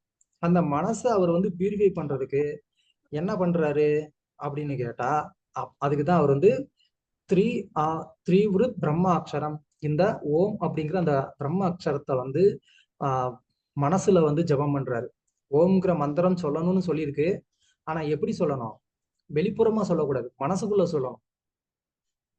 ஸோ வெளியில வாய் விட்டு சத்தமா சொல்றது கிடையாது, மனசுக்குள்ள அதை வந்து சொல்லி என்ன பண்ணணும், அவர் மனசை தூய்மைப்படுத்தணும். அப்புறமா அவர் பிராணயாமம் பண்றாரு இல்லையா, சுவாசத்தோட வந்து என்ன பண்றாரு, சுவாசம், அதாவது பிராணயாமம்னா அந்த சுவாசத்தை வந்து கட்டுப்படுத்துறது. பிராணயாமத்துல வந்து பல விதம் இருக்கு. ஒரு விதம் என்ன பண்ணுவாங்க அப்படின்னு சொன்னா, வலது நாசி வழியா வந்து சுவாசத்தை வந்து இழுத்து இடது நாசி வழியா விடுவாங்க. அப்புறமா இடது நாசி வழியா இழுத்து வலது நாசி வழியா விடுவாங்க. இது வந்து வலகலை பின்கலை அப்படின்னு வந்து யோக சாஸ்திரத்துல வந்து சொல்லுவாங்க. இல்ல சூரியக்கலை சந்திரக்கலை அப்படின்னு வந்து சொல்லுவாங்க. இந்த 2 விதத்திலையும் ஒருத்தர் வந்து சீரா அந்த சுவாச பயிற்சியை செஞ்சு அதுக்கப்புறமா என்ன பண்ணணும், அவருக்கு வந்துட்டு இன்னொரு 3ஆவதா ஒரு நாடி இருக்கு, அது வந்து சுசும்னா நாடி அப்படின்னு பேரு. இல்ல அப்படின்னு சொன்னா அந்த ஒரு நடுநிலைமையா இருக்கக்கூடிய ஒரு நாடி இருக்கு. அந்த நாடி வழியா என்ன பண்ணணும், இந்த சுவாசத்தை அந்த சென்டர் பாயிண்ட்டுக்கு அவர் வந்து கொண்டு வந்து அதுல அந்த சுவாசம் உள்ள வெளியில போயிட்டு வர மாதிரி பண்ணணும். இப்போ இந்த சுவாச பயிற்சி செய்யும் போது ஒருத்தர் வந்து அந்த மந்திரம் சொல்றதையும் மறந்துடக்கூடாதுன்னு வந்து இங்க சுகதேவ கோஸ்வாமி சொல்றாரு. ஏன்னா இந்த சுவாச பயிற்சியில கான்சென்ட்ரேஷன் பண்ணும்போது நமக்கு வந்து என்ன ஆகும், நம்ம அந்த மந்திரம் சொல்றதை மறக்க ஆரம்பிப்போம். ஏன்னா இப்ப நான் சொன்ன இந்த ஒரு மெத்தட் படி நீங்க வந்து பண்ண ஆரம்பிச்சீங்க அப்படின்னு சொன்னா, அப்ப அந்த சுவாசத்தை வந்து ஒரு சென்டர் பாயிண்ட்ல அந்த சுசும்னா நாடி வழியா வந்து சுசும்னா அது வழியா வந்து உச்சுவாசம் வெளிச்சுவாசத்தை நம்ம வந்து மெயின்டைன் பண்ணோம் அப்படின்னா, அதுல கான்சென்ட்ரேஷன் கொடுக்கும்போது என்ன ஆகும், இந்த மந்திரத்தை நம்ம விட்டடிச்சிரும். அந்த மாதிரி நடக்காம ஒருத்தர் வந்து என்ன பண்ணணும், அதுல கவனமா இருந்து மந்திரத்தையும் கண்டினியூவா வந்து உச்சரிக்கணும் அப்படின்னு வந்து இங்க சுகதேவ கோஸ்வாமி வந்து இன்ஸ்ட்ரக்ஷன் கொடுக்குறாரு. ஓகே, ஸோ இப்போ இந்த பிரம்மா அப்படிங்கிறது என்ன, பிரம்ம பீஜம் அப்படிங்கிறது என்ன அப்படின்னு வந்து நம்ம பார்ப்போம். இங்க பிரபுபாதர் வந்து பொருள் உரையில சொல்றத வந்து முதல் பார்க்கலாம். பகவத்கீதையில் ஓம்காரம் எல்லா தெய்வீக ஒளிகளுக்கும் வித்தாகவும் விரும்பிய மனம் மற்றும் புலன்களின் மாற்றத்தை ஏற்படுத்தக்கூடியதாகவும் உள்ளது. இந்த தெய்வீகமான ஒளி சிகிச்சையால் பித்து பிடித்த மனிதனையும் குணப்படுத்தி விட முடியும். சோ ஏன் இது வந்து பிரம்மாட்சரம் அப்படின்னு சொல்லப்படுது அப்படின்னு சொன்னா, இது எல்லா வேத மந்திரங்களுக்குமே வந்து பிரம்மம்னா என்ன, பிரம்மம்னா வேதம்னு சொல்லலாம், பிரம்மம்னா அருவ பிரம்மம்னு சொல்லலாம். அப்போ பிரம்ம அக்ஷரம்னு சொன்னதுனால வேதத்துக்கு எல்லாத்துக்குமே வந்து ஆதாரமா இல்ல மூலமா இருக்கக்கூடியது எது, ஓம். ஓம்ங்கிற அந்த அக்ஷரத்துல இருந்து தான் வந்து என்ன ஆகுது, மொத்த வேதமுமே வருது. இன்னும் நிறைய உபனிஷத்துகள்ல வந்து என்ன சொல்லப்பட்டிருக்குன்னா, ஓம் அப்படிங்கிற அந்த ஒரு பிரணவ மந்திரத்தோடைய ஒரு வெளிப்பாடு தான் ஆன்மீக உலகம்னே வந்து சொல்றாங்க. ஸோ சைத்தன்ய சரிதாமிர்தம் ஆதிலீலை 7.128 அங்க வந்து நீங்க ரொம்ப டீட்டெயிலா வந்து பிரபுபாதர் அங்க வந்து ஒரு பர்போர்ட் கொடுத்துருக்கிறாரு. எப்படி வந்து இந்த ஓம் அப்படிங்கிறது வந்து செயல்படுது, அது எல்லாமாவும் இருக்கு அப்படிங்கிறதுக்கு அந்த பொருளுடைய நீங்க வந்து படிங்க, உங்களுக்கு அது வந்து புரியும். ஓகே, அதுல பிரபுபாதர் வந்து சொல்றாரு, இந்த ஓம் அப்படிங்கிற இந்த பிரணவ மந்திரம் வந்து 3 எழுத்துக்களை கொண்டது. இங்கேயே சொல்லியிருக்கு, ஆ உ மா. ஓகே, அதுக்கான அர்த்தம் என்ன அப்படிங்கிறத ஜீவகோஸ்வாமி வந்து சொல்றதா பிரபுபாதர் அங்க பொருளுரையில மேற்கோள் காட்டுறாங்க.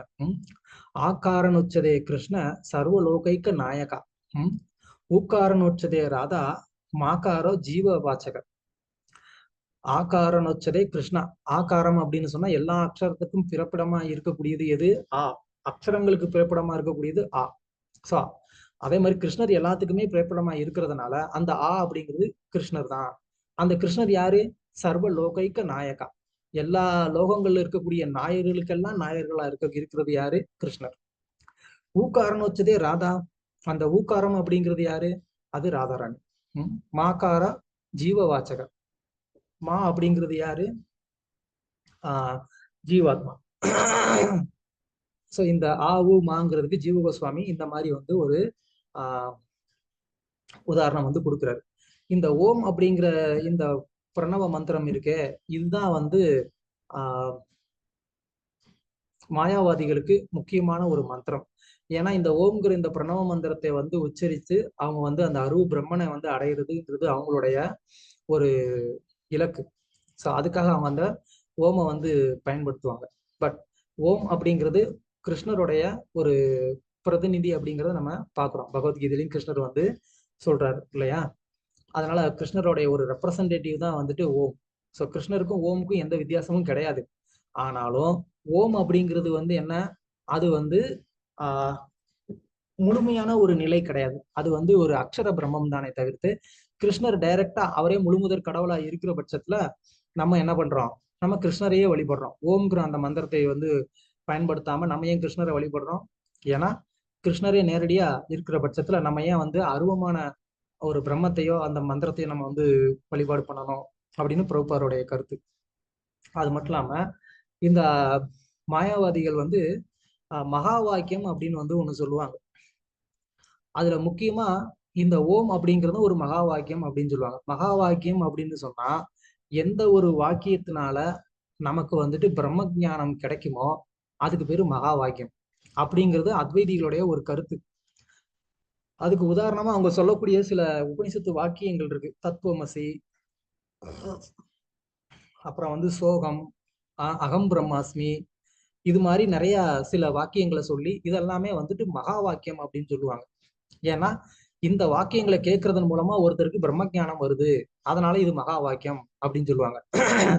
ஆனா மொத்த வேதமே வந்து பகவானுடைய ஒரு ஒரு சொரூபம் தான் இல்லையா? அது அக்ஷர பிரம்மம் தான் மொத்த வேதமே. அப்படி இருக்கும்போது அந்த வேதத்துல நம்ம வந்து என்ன பண்ண முடியாது, இது வந்து மகா வாக்கியம், இது வந்து ஒரு சாதாரண வாக்கியம்னு நம்ம வந்து பிரிக்க முடியாது அப்படின்னு சைத்தன்ய மகாபிரபு சொல்றாரு. அதனால அத்வைதிகளுடைய இந்த கருத்தை நம்ம வந்து ஏத்துக்க முடியாது அப்படின்னு மகாபிரபு வந்து சொல்றாங்க. ஆனா ஒரு கருத்தை ஏத்துக்கலாம். வேதத்துல இருக்கக்கூடிய ஒரு வாக்கியம் மகா வாக்கியம்னு சொல்லணும்னா அது ஓம். ஏன்னா ஓம் அப்படிங்கிற அந்த அக்ஷரத்துல இருந்து தான் எல்லாமே வருது அப்படிங்கிறதுனால அந்த ஓம் அப்படிங்கிறத நம்ம வந்து மகா வாக்கியமா நம்ம வந்து ஏத்துக்கலாம் அப்படின்னு மகாபிரபு வந்து சொல்றாங்க. இதெல்லாமே அந்த பர்போட்ல இருந்து தான் நான் சொல்றேன். அந்த பர்போட்ல இன்னும் நிறைய விஷயம் சொல்லப்பட்டிருக்கு. நீங்க அந்த பர்போட்டை வந்து நல்லா படிச்சு பாருங்க. ஸோ தட் அதுல நிறைய விஷயங்கள் நீங்க வந்து ஓம்ங்கிறத பத்தி நீங்க தெரிஞ்சுக்கலாம். அதே பர்போட்ல பிரபுபாதர் வந்து ஸ்ரீதர சுவாமியோடைய ஒரு வார்த்தையை வந்து பயன்படுத்துறாரு. அங்க வந்து தாரா அங்குர அப்படின்னு வந்துட்டு இந்த ஓம்ங்கிற இந்த வார்த்தையை ஸ்ரீதர சுவாமி என்ன சொல்றாரு, தாரா அங்குர அப்படிங்கிறாரு. அங்குர அப்படின்னு சொன்னா அது வந்து சீடு, விதைன்னு அர்த்தம். தாரா அங்குர அப்படின்னு சொன்னா எந்த விதை நம்மளை இந்த பௌதிக உலகத்திலிருந்து வெளியில கொண்டு வர்றதுக்கு முடியுமோ அந்த விதைக்கு பேரு தாராங்குர அப்படின்னு பேரு. அதனால இந்த ஓம்ங்கிற இந்த அக்ஷரத்தை ஒருத்தர் வந்து ஜபிக்கிறதன் மூலமா கண்டிப்பா ஒருத்தர் ஆன்மீக நிலையை அடைய முடியும். அதை வந்து இந்த ஓம்ங்கிற அக்ஷரத்துக்கு கொடுக்க முடியும். அந்த சக்தி அதுக்கு இருக்கு, இல்லைன்னு கிடையாது. ஆனா அதே நேரத்துல அந்த ஓம்ங்கிறத வந்து சொல்லி நம்ம அருவ பிரம்மனை நினைச்சோம்னா நம்ம அருவ பிரம்மன்ல போய் ஐக்கியம் ஆயிடுவோம் அப்படிங்கிறத நாம வந்து தெரிஞ்சுக்கணும். ஸோ அதனால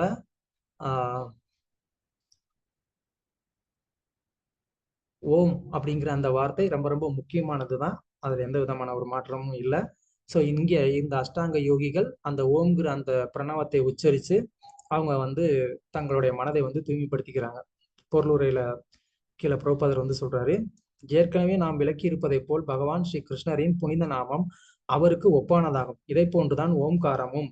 ஆனால் தங்களின் குறையுடைய புலன்களின் காரணமாக பகவானின் உன்னத உருவையோ அல்லது நாமத்தையோ உணர இயலாதவர்களாக இருப்பவர்கள் சுவாசத்தை ஒழுங்குபடுத்தும் அதே சமயம் மனதிற்குள் பிரணவ மந்திரத்தை ஒப்பிப்பதாகிய இந்த செயற்கையான முறையால் தன்னுணர்வு பாதையில் பயிற்சி அளிக்கப்படுகின்றனர். ஓகே, பிரபுபாதர் ரீசன் வந்து சொல்லிட்டார். பதம் 18. நியச்சேத் விசயப்யோ அக்ஷான் மனசா புத்தி சாரதி மன கர்மபீர் ஆஷிப்தம் சுபாத்தே தாரயே தியா. முரளிதர் பிரபு. மொழிபெயர்ப்பு. படிப்படியாக மனம் ஆன்மீக முன்னேற்றம் அடைய புலன் நுகர்விலிருந்து அதை பின்னுக்கு இழுத்து கொள்ள வேண்டும். பிறகு புத்தியால் புலன்கள் அடக்கப்பட்டுவிடும். ஜட செயல்களில் அளவுக்கு அதிகமாக ஆழ்ந்துள்ள மனதை முழுமுதற் கடவுளின் தொண்டில் ஈடுபடுத்தி உன்னத உணர்வில் முழுமையாக அதை நிலைக்க செய்ய வேண்டும். ஸோ இப்போ வந்து சுகதேவ கோஸ்வாமி என்ன சொல்றாரு, அடுத்த ஸ்டெப் வந்து சொல்றாரு, மனசா புத்தி சாரதி. இப்போ இந்த மந்திரத்தை நம்ம சொல்றோம், அதனால மனசு வந்து எப்படியும் தூய்மை ஆகத்தானே போகுது. அப்ப ஏன் தனிப்பட்ட முறையில நம்ம வந்து அந்த மனசை கட்டுப்படுத்துறதுக்குன்னு தனியா வந்து ஒரு முயற்சி எடுக்கணும் அப்படின்னு நமக்கு வந்துட்டு ஒரு கேள்வி வரலாம். அதுதான் இங்க வந்து சுகதேவ கோஸ்வாமி வந்து என்ன சொல்றாரு, மனசு வந்து படிப்படியா தான் வந்து என்ன ஆகும், அது முன்னேற்றம் அடையும். அப்படி முன்னேற்றம் அடையிற அந்த நேரத்துல அது வந்து என்ன பண்ணும், அது திரும்பவும் வந்து திரும்பி பார்க்கும். பழசுல நம்ம வந்து என்ன பண்ணோமோ அதை திரும்ப ட்ரை பண்ணி பார்க்கலாமா ஒரு வாட்டி அப்படின்னு சொல்லி மனசு என்ன பண்ணும், அந்த பழக்க தோஷத்துல அதை வந்து திரும்பி பார்க்கும். அப்போ என்ன பண்ணணும், புத்தி சாரதி. சாரதினா என்ன? சாரதினா என்ன? வழி நடத்துபவர், தேரோட்டி, டிரைவரு என்னன்னாலும் சொல்லலாம். கரெக்டா? அப்போ புத்தி சாரதினா என்ன? புத்தி தான் வந்து என்ன பண்ணுது, வழி நடத்தக்கூடிய சாரதியா இருக்கு. அதனால நம்ம வந்து என்ன பண்ணணும், நம்ம இந்த புத்தியால மனசை கட்டுப்படுத்தணும் அப்படின்னு வந்து இங்க சுகதேவ கோஸ்வாமி வந்து சொல்றாரு. பகவத்கீதையிலேயே நம்ம வந்து படிச்சிருக்கிறோம் இல்லையா, மனசுக்கு மேல புத்தி இருக்கு அப்படின்னு சொல்லி. அதனால எது சரி எது தப்பு அப்படிங்கிறத நம்ம வந்து புத்தியால என்ன பண்ணணும், மனசை வந்து கண்ட்ரோல் பண்ணி அதை அந்த புலனுகர்ச்சியான விஷயங்கள்ல இருந்து என்ன பண்ணணும், அதை வந்து வெளியில இழுக்கணும். ஏன் அந்த அளவுக்கு வந்துட்டு கஷ்டப்படணுமா அப்படின்னு சொன்னா, அதுதான் 2வது லைன்ல வந்து சொல்றாரு, மன கர்மபீர் ஆக்ஷிப்தம். அப்படின்னா இந்த மனசு வந்து என்ன இருக்கு, அந்த மாதிரியான ஒரு செயல்கள்ல ஆழ்ந்து இருக்கு. கர்மபி ஆக்ஷிப்தம். அந்த கர்ம பலன்கள்ல வந்து மனசு வந்து அந்த அளவுக்கு ஆழ்ந்து இருக்கிறதுனால நமக்கு வந்து என்ன இருக்கு, எப்போதுமே அந்த பலன்களுக்கு மேல வந்து ஒரு அட்டாச்மெண்ட் இருக்கு. ஸோ அந்த அட்டாச்மெண்ட்ல இருந்து வந்து என்ன பண்ணணும், ஒருத்தர் தன்னுடைய மனசை வந்து வெளியில இழுக்கணும். ஆக்சுவலா 2 விதமான யோகிகளை பத்தி வந்து சுகதேவ கோஸ்வாமி வந்து விளக்குவார் இந்த அத்தியாயம் அடுத்த அத்தியாயத்துல. யாரு? ஒருத்தர் வந்து அட்டாச்டு யோகி, இன்னொருத்தர் வந்து டிட்டாச்டு யோகி. இப்ப நம்ம வந்து பாத்துக்கிட்டு இருக்கிறது யாரை பத்தி? அட்டாச்டு யோகி. அட்டாச்டு யோகி அப்படின்னு சொன்னா இந்த மாதிரி புலனின்பு பொருட்கள்லயோ இந்த பலநோக்கு செயல்கள்லயோ அட்டாச்மெண்ட் இருக்கக்கூடிய ஒருத்தரை பத்தி இங்க சுகதேவ கோஸ்வாமி வந்து பேசிட்டு இருக்கிறார். இன்னொரு யோகி கம்ப்ளீட்டா வந்து டிட்டாச்சா இருக்கக்கூடியவர். ஆரம்பத்துல இருந்தே அவருக்கு இந்த மாதிரியான ஒரு அட்டாச்மெண்டே இல்லாம இருக்கக்கூடிய ஒரு யோகி. அவரை பத்தி அடுத்த அத்தியாயத்துல பேசுவாரு. ஸோ இப்போ இங்க நம்ம பேசக்கூடிய இந்த யோகி வந்து யாரு? அட்டாச்டு யோகி. ஸோ அதனால அவருடைய மனசு அந்த அளவுக்கு அந்த கர்ம பலன்ல ஆழ்ந்து இருக்கிறதுனால அவர் வந்து என்ன பண்ணணும், அதுல இருந்து இந்த மனசை புத்தியை வச்சு என்ன பண்ணணும், ஃபோர்ஸ் பண்ணி வெளியில கொண்டு வரணும் அப்படிங்கிறார். எதுக்காக? சுபார்த்தே தாரையே தியா. அதாவது அந்த மனசை வெளியில கொண்டு வந்து பகவானுக்கு மேல நிலைக்க செய்யறதுல தாரையேத் அப்படின்னு சொன்னா அது அப்படியே பிக்ஸ்டா இருக்கிறது. அப்படி வந்து இந்த மனசை பகவானுக்கு மேல நிலைக்க வைக்கிறதுக்கு அவர் முயற்சி பண்ணணும் அப்படின்னு சுகதேவ கோஸ்வாமி இங்க வந்து சொல்றாரு. ஓகே, பொருளுரை. பிரணவ மந்திரத்தை இயந்திரம் போல ஜபிப்பதாலும் சுவாசத்தை ஒழுங்குபடுத்துவதாலும் மனதை தெய்வீகமாக மாற செய்யும் முதல் முறைக்கு பிராணாயாமம் அல்லது சுவாச காற்றை முழுமையாக அடக்கி ஆளுதல் என்று பெயர். இந்த பிராணாயாம முறையின் முடிவான நிலை சமாதியில் நிலை பெற்று இருப்பதாகும். ஓகே, அந்த பிராணாயாமத்தினால கிடைக்கக்கூடிய ஒரு பெனிஃபிட் என்னன்னு இங்க பிரபுபாதர் வந்து சொல்றாரு. அதுக்கப்புறமா அது மூலமாவே அவர் அடையக்கூடிய இறுதி இலக்கு சமாதி நிலை. அதை இப்போ ஸ்டெப் பை ஸ்டெப்பா வந்து சுகதேவ கோஸ்வாமி விளக்கிட்டு வர்றார். பதம் 19. தத்ரைக்காவயம் தியாயேத் அவிச்சின்னேன சேதசா மனோ நிர்விஷயம் யுக்த்வா ததா கிஞ்சன ந ஸ்மரேத் பதம் தத் பரமம் விஷ்ணுர் மனோ யத்ர பிரசீததி. ஹரே கிருஷ்ணா. அதன் பிறகு விஷ்ணுவின் அங்கங்களின் மீது ஒவ்வொன்றாக முழு உடலை பற்றிய கருத்தில் இருந்து விலக்கி விடாமல் நீர் தியானிக்க வேண்டும். இவ்வாறாக அனைத்து புலன் பொருட்களில் இருந்தும் மனம் விடுபடுகிறது. வேற எதை பற்றியும் நினைக்க கூடாது. பரமபுருஷ பகவான் ஆகிய விஷ்ணுவே பரம சத்தியமாக இருப்பதால் அவரில் மட்டுமே மனதால் பூரணமாக ஒத்து போக முடியும். தேங்க்யூ. ஓகே, தத்ர ஏக அவயவம். இப்ப வந்து என்ன பண்ணணும், அந்த மனசு வந்து கம்ப்ளீட்டா வந்து பியூர் ஆகி அது வந்து ஒரு ஸ்டேபிள் ஆயிடுச்சு அப்படின்னு சொன்னா அதுக்கப்புறமா அவர் வந்து பகவானுடைய அந்த ரூபத்தை மெடிடேட் பண்ண ஆரம்பிக்கணும். இமிடியேட்டா நம்ம வந்து யோகம் பண்ண ஆரம்பிச்சோம், உடனடியா பகவானை வந்து மெடிடேட் பண்ண ஆரம்பிச்சோம், அப்படி இருக்கக்கூடாது. முதல்ல சவுண்ட் வைப்ரேஷனை கேட்டு அதுல மனசு வந்து பிக்ஸ்டா இருக்கிறதுக்கு முயற்சி பண்ணணும். அது மூலமா மைண்ட் வந்து பியூரிஃபை ஆகணும். அப்புறமா மைண்டு அந்த சவுண்ட் வைப்ரேஷன்ல பிக்ஸ்டா இருக்கணும். அதுக்கு அப்புறமா பகவானை வந்து மெடிடேட் பண்ண ஆரம்பிக்கணும். இது ஸ்டெப் பை ஸ்டெப் ப்ராசஸ். ஒரே டைம்ல எல்லாத்தையும் பண்ணக்கூடாது. ஸோ நல்லா புரிஞ்சுக்கணும். ஃபர்ஸ்ட் வந்துட்டு சவுண்ட் வைப்ரேஷன்ல கான்சென்ட்ரேஷனை கொடுக்கும்.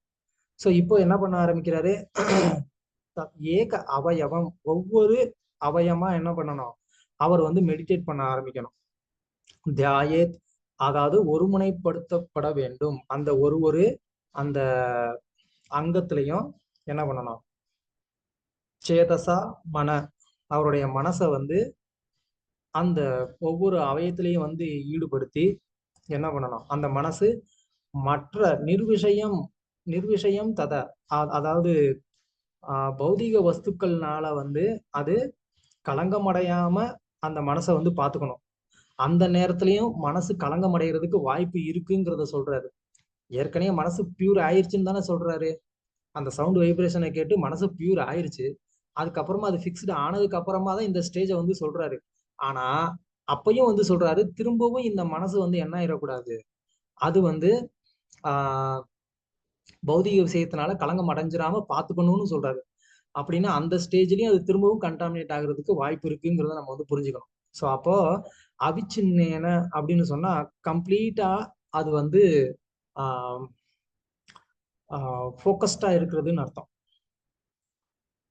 அந்த மாதிரி ஒருத்தர் வந்து தன்னுடைய மனசை பகவானுடைய அவயங்கள்ல ஃபோக்கஸ்டா வந்து வச்சிருக்கணும்.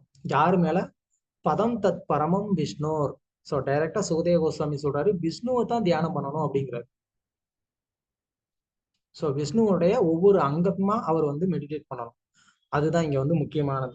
ஸோ பிரபுபாதர் பொருள் வரையில ரொம்ப இன்ட்ரெஸ்டிங்கா வந்து சொல்றாரு, ஆனால் அவரது உடல் நம்மை போன்ற பந்தப்பட்ட நபர்களின் உடல்களிலிருந்து வேறானதாகும். ஏன்னா ஒருத்தர் இந்த பௌதிக பந்தத்திலிருந்து விடுபடணும்னு நினைக்கிறார். அப்போ அவர் ஏற்கனவே பந்தப்பட்ட ஒருத்தரை வந்து தியானிச்சாரு அப்படின்னா அவருக்கு வந்து முக்தி கிடைக்குமா? அவர்னால முக்தி கொடுக்க முடியுமா? கொடுக்க முடியாது. அப்போ விஷ்ணு அவர் வந்து ஒரு பௌதிகமான ஒரு உடலை உடையவர் அப்படின்னு நம்ம வந்து நினைச்சோம்னா அப்ப அவர்னால நமக்கு எப்படி முக்தி கொடுக்க முடியும்? கொடுக்க முடியாது. அவருடைய உடல் ஆன்மீகமானதா இருந்தாதான் அதை தியானம் பண்றதுல பிரயோஜனம் இல்லையா? ஏன்னா இவ்வளவு நேரம் நம்ம என்ன பார்த்தோம், பௌதிகமான பொருட்கள்ல இருக்கக்கூடிய அந்த கவனத்துல இருந்து வெளியில வரணும்னு தான் பார்த்தோம். அப்ப திரும்பவும் வந்து விஷ்ணுவோடைய உடல் வந்து பௌதிகமானதுன்னா அப்ப அதை மெடிடேஷன் பண்ணா திரும்பவும் நான் பௌதிகமான வஸ்துவை தானே மெடிடேட் பண்றேன்னு அர்த்தம். புரியுதா பேசுறது? புரியுதுங்க பிரபு, புரியுது. அதனால விஷ்ணுவோடைய சரீரத்தை வந்து நம்ம வந்து என்ன பண்ணக்கூடாது, அதை வந்து ஒரு பௌதிகமான உடல்னு நினைச்சுக்க கூடாது. ஸோ இல்லையெனில் பிரணவ மந்திரத்திலிருந்து துவங்கி விஷ்ணுவின் சரீரத்தில் உள்ள அங்கம் வரை தொடரும் தியானத்தை முழுமையான ஆன்மீக பக்குவத்தை அடைவதற்காக சுகதேவ கோஸ்வாமி சிபாரிசு செய்திருக்க மாட்டார். எனவே இந்தியாவின் பெரும் ஆலயங்களில் உள்ள விஷ்ணு மூர்த்திகளின் வழிபாடு குறைந்த அறிவுள்ள ஒரு பிரிவினரால் தப்பான அர்த்தம் கற்பிக்கப்படுவதை போல் வெறும் சிலை வழிபாட்டுக்குரிய ஏற்பாடுகள் அல்ல. மாறாக அவை விஷ்ணுவின் தேகத்தில் உள்ள உன்னத அங்கங்களை தியானிப்பதற்காக உள்ள வெவ்வேறு ஆன்மீக கேந்திரங்கள் ஆகும். ஸோ கோயில்கள் ஏன் இருக்கு, அங்க ஏன் பகவானுடைய விக்கிரகம் இருக்கு அப்படின்னா அந்த விக்கிரகத்தை பார்த்து ஓ பகவான் இப்படித்தான் இருப்பாருன்னு நம்ம தெரிஞ்சுக்கிட்டு அந்த ரூபத்தை நம்ம வந்து தியானம் செய்வதற்காக விக்கிரகங்கள் இருக்கே தவிர அது சும்மா நம்மள என்ன சொல்லுவாங்க, நம்மளை வந்து ஒரு நெறிப்படுத்துறதுக்காக கோயில் வச்சிருக்கிறாங்க அப்படின்னு வந்து ஒரு குரூப் வந்து சொல்லுவாங்க இல்லையா? ஊர்ல கோயில் எதுக்கு இருக்கு, கோயில் இல்லை அப்படின்னா நம்மளால நிறைய தப்பு பண்ணுவோம்ப்பா, அதுக்காக தான் வந்து என்ன பண்றாங்க ஊர்ல எல்லாம் கோயில் வச்சிருக்கிறாங்க அப்படின்னு வந்து சொல்லுவாங்க. அந்த மாதிரியான ஒரு அர்த்தம் கிடையாது. ஓகே, பதம் 20. ரஜஸ்தமோப்யம் ஆக்ஷிப்தம் விமூடம் மன ஆத்மனக யச்சேத்தாரணயா தீரோ கந்திய தத் கிருதம் மலம். ஃபாஸ்ட் மொழிபெயர்ப்பு. ஒருவனின் மனது ஜட இயற்கையின் ரஜோகுணத்தால் தொடர்ந்து கிளர்ச்சிக்கும் இயற்கையின் தமோ குணத்தால் குழப்பத்திற்கும் காரணமாகிறது. ஆனால் விஷ்ணுவின் உறவால் அத்தகைய கருத்துக்களை ஒருவன் சீர்படுத்திக் கொள்ள முடியும். இவ்வாறாக அவற்றால் உருவாக்கப்பட்ட அசுத்தங்களை களைவதன் மூலம் ஒருவன் சாந்தம் அடைகிறான்.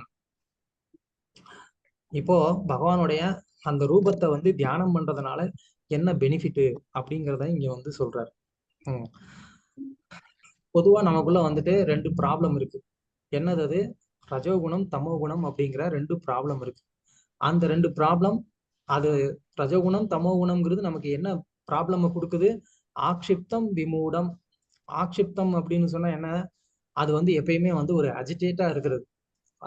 அஜிடேட்னா புரியுது இல்லையா? எப்பயுமே அலைப்பாயிருது இல்லையா? அலைப்பாயக்கூடிய ஒரு தன்மை வந்து ரஜோகுணத்துக்கு உண்டு. அப்புறமா தமோபியாம் விமூடம். தமோகுணத்துடைய ஒரு தன்மை என்ன? குழப்பம். விமூடம்னா குழப்பம்னு அர்த்தம். இந்த தமோகுணம் என்ன பண்ணுது? எப்போதும் நமக்கு வந்து குழப்பத்தை வந்து ஏற்படுத்திக்கிட்டே இருக்கு. யாருக்கு? மன ஆத்மன. அதாவது மன ஆத்மன, அதாவது ஆத்மா மனதை உடையதுன்னு அர்த்தம். மனசுதான் ஆத்மான்னு சில பேர் நினைச்சிட்டு இருக்காங்க. இங்க சுகதேவ கோஸ்வாமி கிளியரா அதை செப்பரேட் பண்ணி சொல்றாரு. மன ஆத்மன, மனசு வேற ஆத்மன வேற. அப்படின்னா ஆத்மாங்கிறது தனி, இந்த ஆத்மா மனதை உடைய ஆத்மா. சோ இந்த ஆத்மாக்கு மனசுன்னு ஒண்ணு செப்பரேட்டா ஒண்ணு இருக்கு. அந்த மனசுதான் வந்து என்ன பண்ணுது? இந்த ரஜகுண தமோ குணத்தினால பாதிக்கப்பட்டிருக்கு. ஆத்மா பாதிக்கப்படல. அந்த குழப்பத்தினால என்ன பண்ணுது? அந்த குழப்பத்துல இருந்து எப்படி வெளியில வர்றாங்க? விஷ்ணுவை தாரணையா தீரோ. ஆசனம் பார்த்தோம், பிராணயாமம் பார்த்தோம். அப்புறமா இங்க வந்து இப்போ தாரணை, பிரத்யாகார தாரணை. இப்ப தாரணத்தை பத்தி வந்து சுகதேவ கோஸ்வாமி வந்து சொல்றாரு. தாரணோ தீரா. தீரானா யாரு? முதல்ல வந்து அங்க தீரான்னு சொன்னாங்களே அதே தீரா தான் இவரு. ஆனா அங்க சொல்லப்பட்ட அந்த தீராவுடைய நிலைமை என்ன? அப்பதான் ஃபர்ஸ்ட் ஸ்டேஜ். அவர் வந்து புலன்களை கட்டுப்படுத்தக்கூடிய ஒரு ஸ்டேஜ்ல இருந்தாரு. ஆனா இங்க வந்து என்ன ஸ்டேஜுக்கு வந்துட்டாரு? அதே தீரா. அதே தீரா இங்க வந்து சாந்தம் அடைந்த ஒரு நிலை. சாந்தம் அடைந்தனா என்ன? அவர் புலன்களையும் கட்டுப்படுத்தி மனசையும் கண்ட்ரோலுக்கு கொண்டு வந்த ஒரு தீரா. புரியுதா? ப்ரொமோஷன் ஆயிட்டாரு அவரு. இப்போ அவர் வந்து நிறைய பிராக்டிஸ் பண்ணி இப்ப அடுத்த லெவலுக்கு வந்து ப்ரொமோஷன் ஆயிட்டாரு. ஸோ அதனால இப்போ வந்து அந்த மனசை முழுவதுமா கண்ட்ரோல் பண்ண ஒரு தீராவா அவர் வந்து இருக்கிறாரு. ஓகே, அதை எப்படி பண்ணாரு? தாரணையா தீரா. பகவானோடைய அந்த ரூபத்தை தாரணையா அப்படின்னா என்ன அர்த்தம்? தாரணையா அப்படின்னு சொன்னா, இப்போ வந்து ஒரு கிளாஸ்ல தண்ணி எடுத்துக்கோங்க. தண்ணி எடுத்து இப்படி நீங்க கீழே ஊத்துனீங்க. அந்த தண்ணி வந்து எப்படி விழுகும்? எவ்வளவு தூரம் சாய்க்கிறோமோ அவ்வளவு ஃபாஸ்டா கீழே விழுந்துரும். எங்க அப்பா, என்ன ஒரு கண்டுபிடிப்பு! நான் கேட்க வந்தது அது கிடையாது. இன்னொன்னு சொல்றேன். ஒரு கிளாஸ்ல வந்துட்டு எண்ணெய் எடுத்துக்கோங்க, ஆயில். அதை வந்து ஊத்துறீங்க. இன்னொரு பக்கம் ஒரு கிளாஸ்ல தண்ணி எடுத்துக்கோங்க, அதை ஊத்துறீங்க. இந்த ரெண்டுல எது வந்து சீரா விழுகும்? தண்ணி தான் சீரா விழுகும். தண்ணி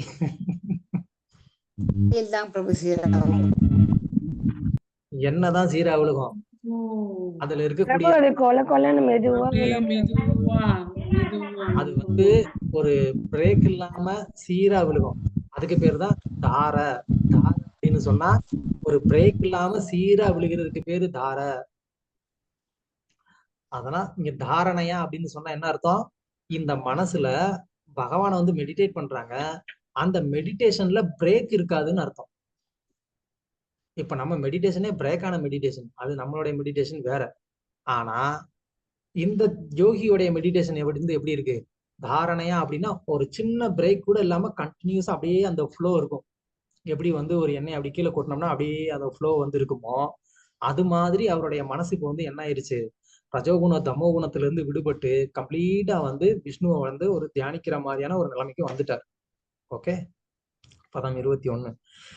யஸ்யான் சந்தாரியமானாயாம் யோகினோ பக்தி லக்ஷண ஆசு சம்பத்யதே யோகா ஆஸ்ரயம் பத்ரம் ஈக்ஷத. நிர்மலா மாதாஜி, நிர்மலா தேவி மாதாஜி. ஹரே கிருஷ்ணா.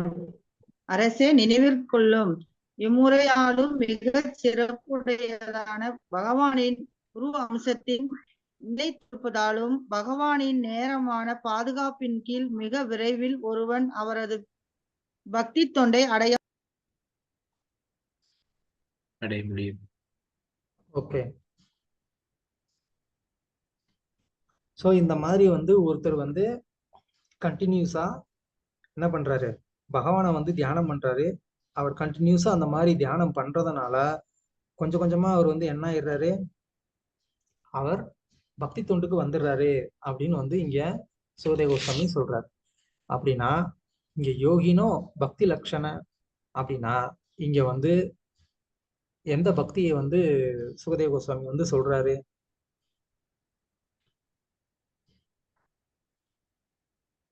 இன்னும் இது முன்னேறியது பிரபு. வேற? ஓகே, நான் நேரடியாக கேட்டுறேன். பக்தி யோக மிஸ்ராவா இல்ல யோக மிஸ்ர பக்தியா? பக்தி மிஸ்ர யோகவா யோக மிஸ்ர பக்தியா? இது பக்தி மிஸ்ர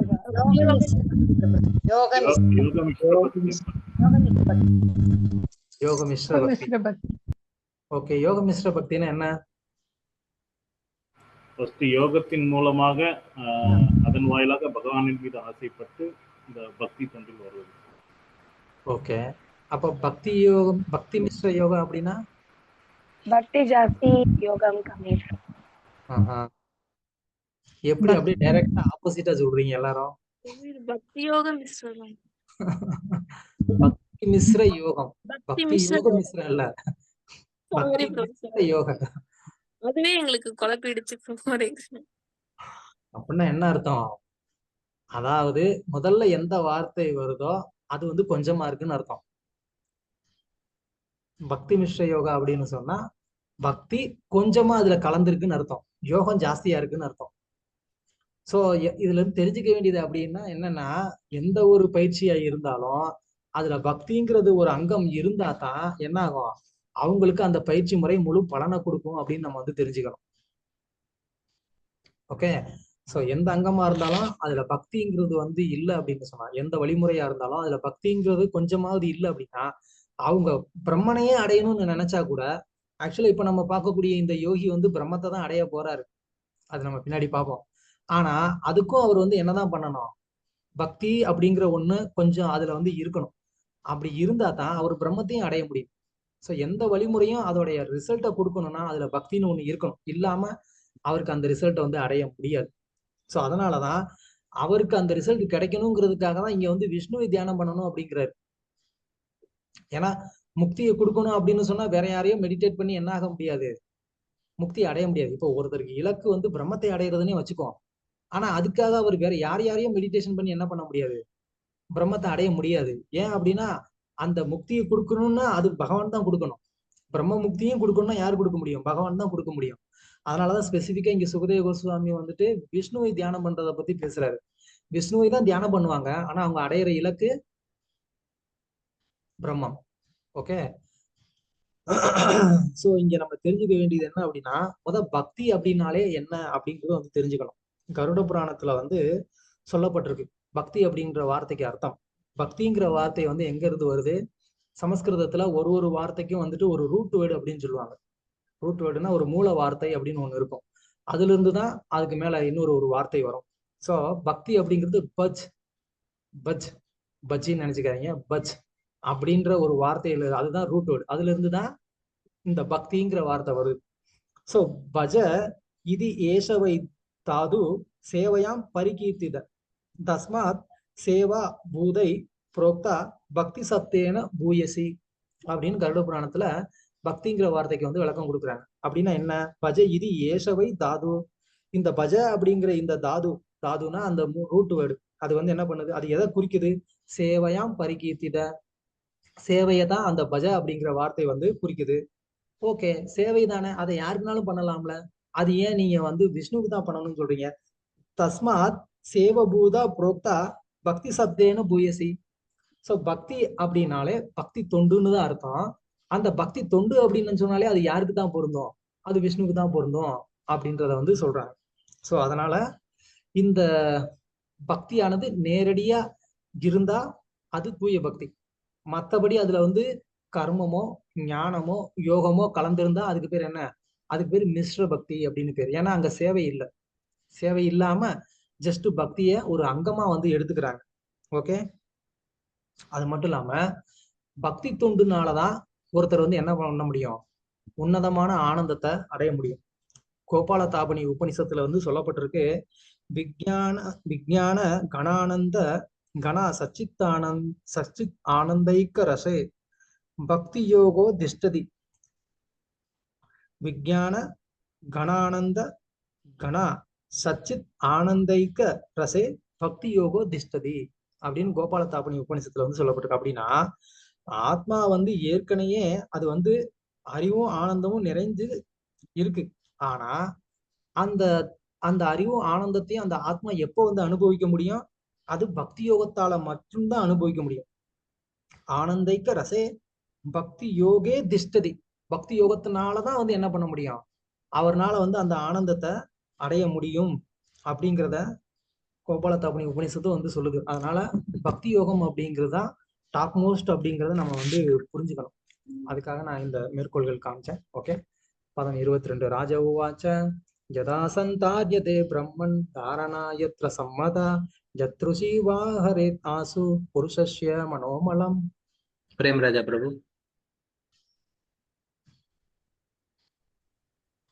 பாக்கியசாலியான பரிசுத் மகாராஜன் தொடர்ந்து விசாரணை செய்தார். ஓ பிராமணரே, மனதை எப்படி எங்கு பதிய செய்ய வேண்டும் என்பதையும் எவ்விதத்தில் கருத்தை பதியும்படி செய்தால் ஒருவனால் மனதில் உள்ள அழுக்குகளை அகற்றிக் கொள்ள முடியும் என்பதையும் தயவு கூர்ந்து விளக்குகிறார்கள். ஓகே, சோ விஷ்ணுவுடைய பாதத்திலிருந்து தொடங்கி அவர் வந்து தியானம் பண்ணணும்னு ஏற்கனவே சொல்லிட்டாரு. ஆனாலும்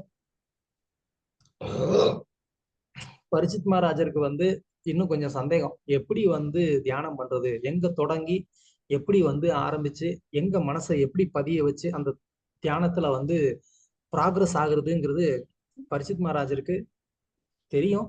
இருந்தா கூட அங்க இருக்கக்கூடிய மற்றவர்களுக்காக பரிசித் மகாராஜர் அந்த கேள்வியை டீட்டெயிலா வந்து கேட்கிறாரு.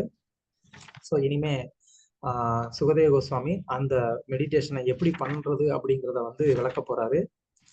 பொருளுரையில பின்னாடி பாருங்க, பரிசித் மகாராஜன் பகவான் ஸ்ரீ கிருஷ்ணரின் உருவ அம்சத்துடன் ஏற்கனவே நேரடியான தொடர்பு கொண்டவராகையால் அவரது அருவமான விராட் ரூபத்தின் மீது எங்கு எப்படி மனதை பதிய செய்ய வேண்டும் என்பதை குறித்து சுகதேவ கோஸ்வாமியிடம் விசாரிக்க வேண்டிய அவசியம் இல்லை.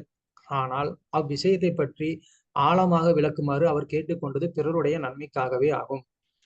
இங்க விராட் ரூபம் அப்படிங்கிறது எங்க இருந்து வந்துச்சு? இதுக்கு முன்னாடி சுகதேவ கோஸ்வாமி ஏதாவது அதை பத்தி பேசினாரா? சரணா பிரபுபாதர் இங்க வந்து விராட் ரூபத்தோடைய மெடிடேஷனை பத்தி பரிசித் மகாராஜர் கேட்டாரு அப்படிங்கிறாரு. எங்க சொல்லப்பட்டிருக்கு விராட் ரூபத்தை பத்தி? அவர் கர்ப்பத்திலே பாக்குறாரு இல்ல பிரபு? கர்ப்பத்திலே பாக்குறாரு பிரபு. அது கிருஷ்ணரை பாக்குறாரு, விராட் ரூபத்தை எங்க பாக்குறாரு? விராட் ரூபத்தை பத்தின இங்க விளக்கம் ஏன் கொடுக்கப்பட்டிருக்கு? பிரபு, இந்த யோகிகள் வந்து ஒரு சிலர் வந்து விராட்ட ரூபத்தையும் கூட தியானிப்பாங்க பிரபு, அதனால சொல்லியிருக்காங்க. யா, வெரி குட். சோ யோகிகள் சிலர் விராட் ரூபத்தை வந்து தியானம் பண்ணக்கூடியவங்க இருக்கிறாங்க.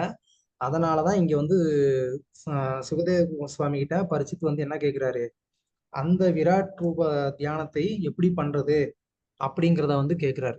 அதுதான் இதோடைய உள்ள அர்த்தம். சோ அததான் சுகதேவ கோஸ்வாமி இனிமே விளக்க போறாரு. அந்த விராட் ரூபம்னா என்ன, அதை எப்படி வந்து நம்ம மெடிடேட் பண்ண போறோம், அதை வந்து இங்க சொல்றாரு. பதம் 23.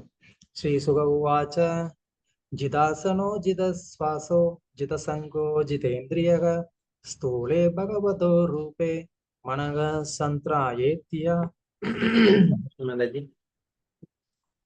ராஜலட்சுமி மாதாஜி.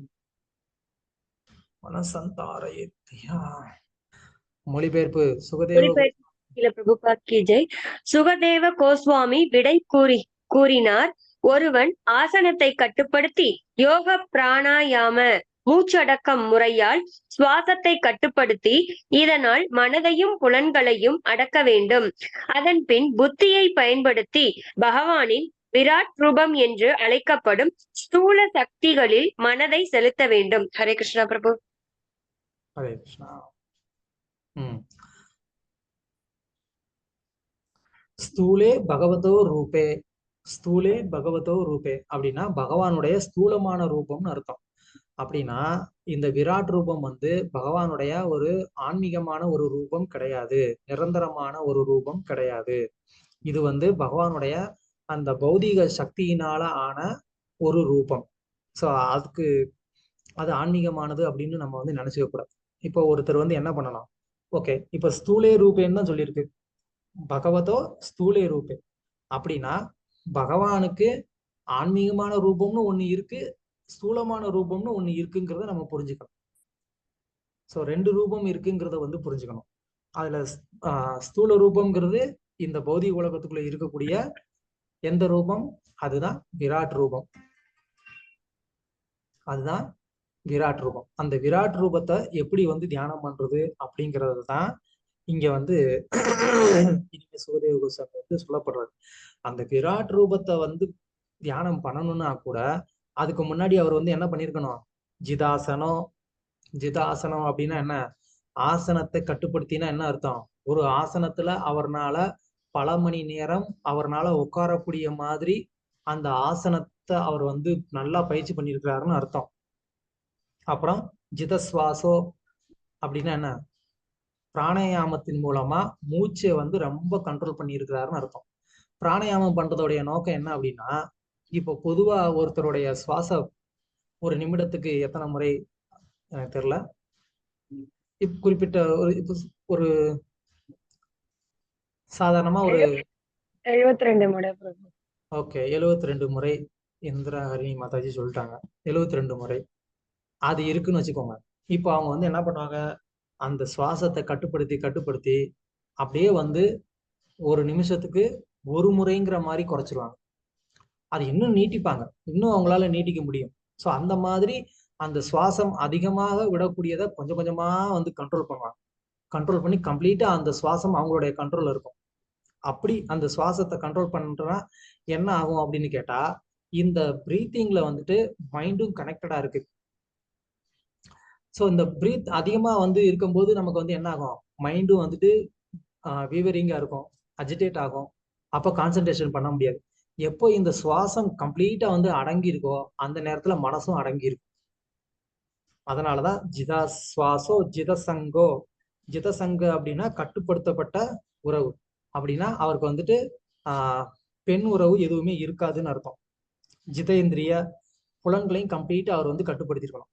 இவ்வளவும் பண்ணதுக்கு அப்புறமா தான் அவர் வந்து என்ன பண்ணணும், சந்தாரையே தியா, புத்தியால வந்து என்ன பண்ணணும், சந்தாரையே அவருடைய மனச அந்த விராட் ரூபத்துல பதிய செய்யணும்.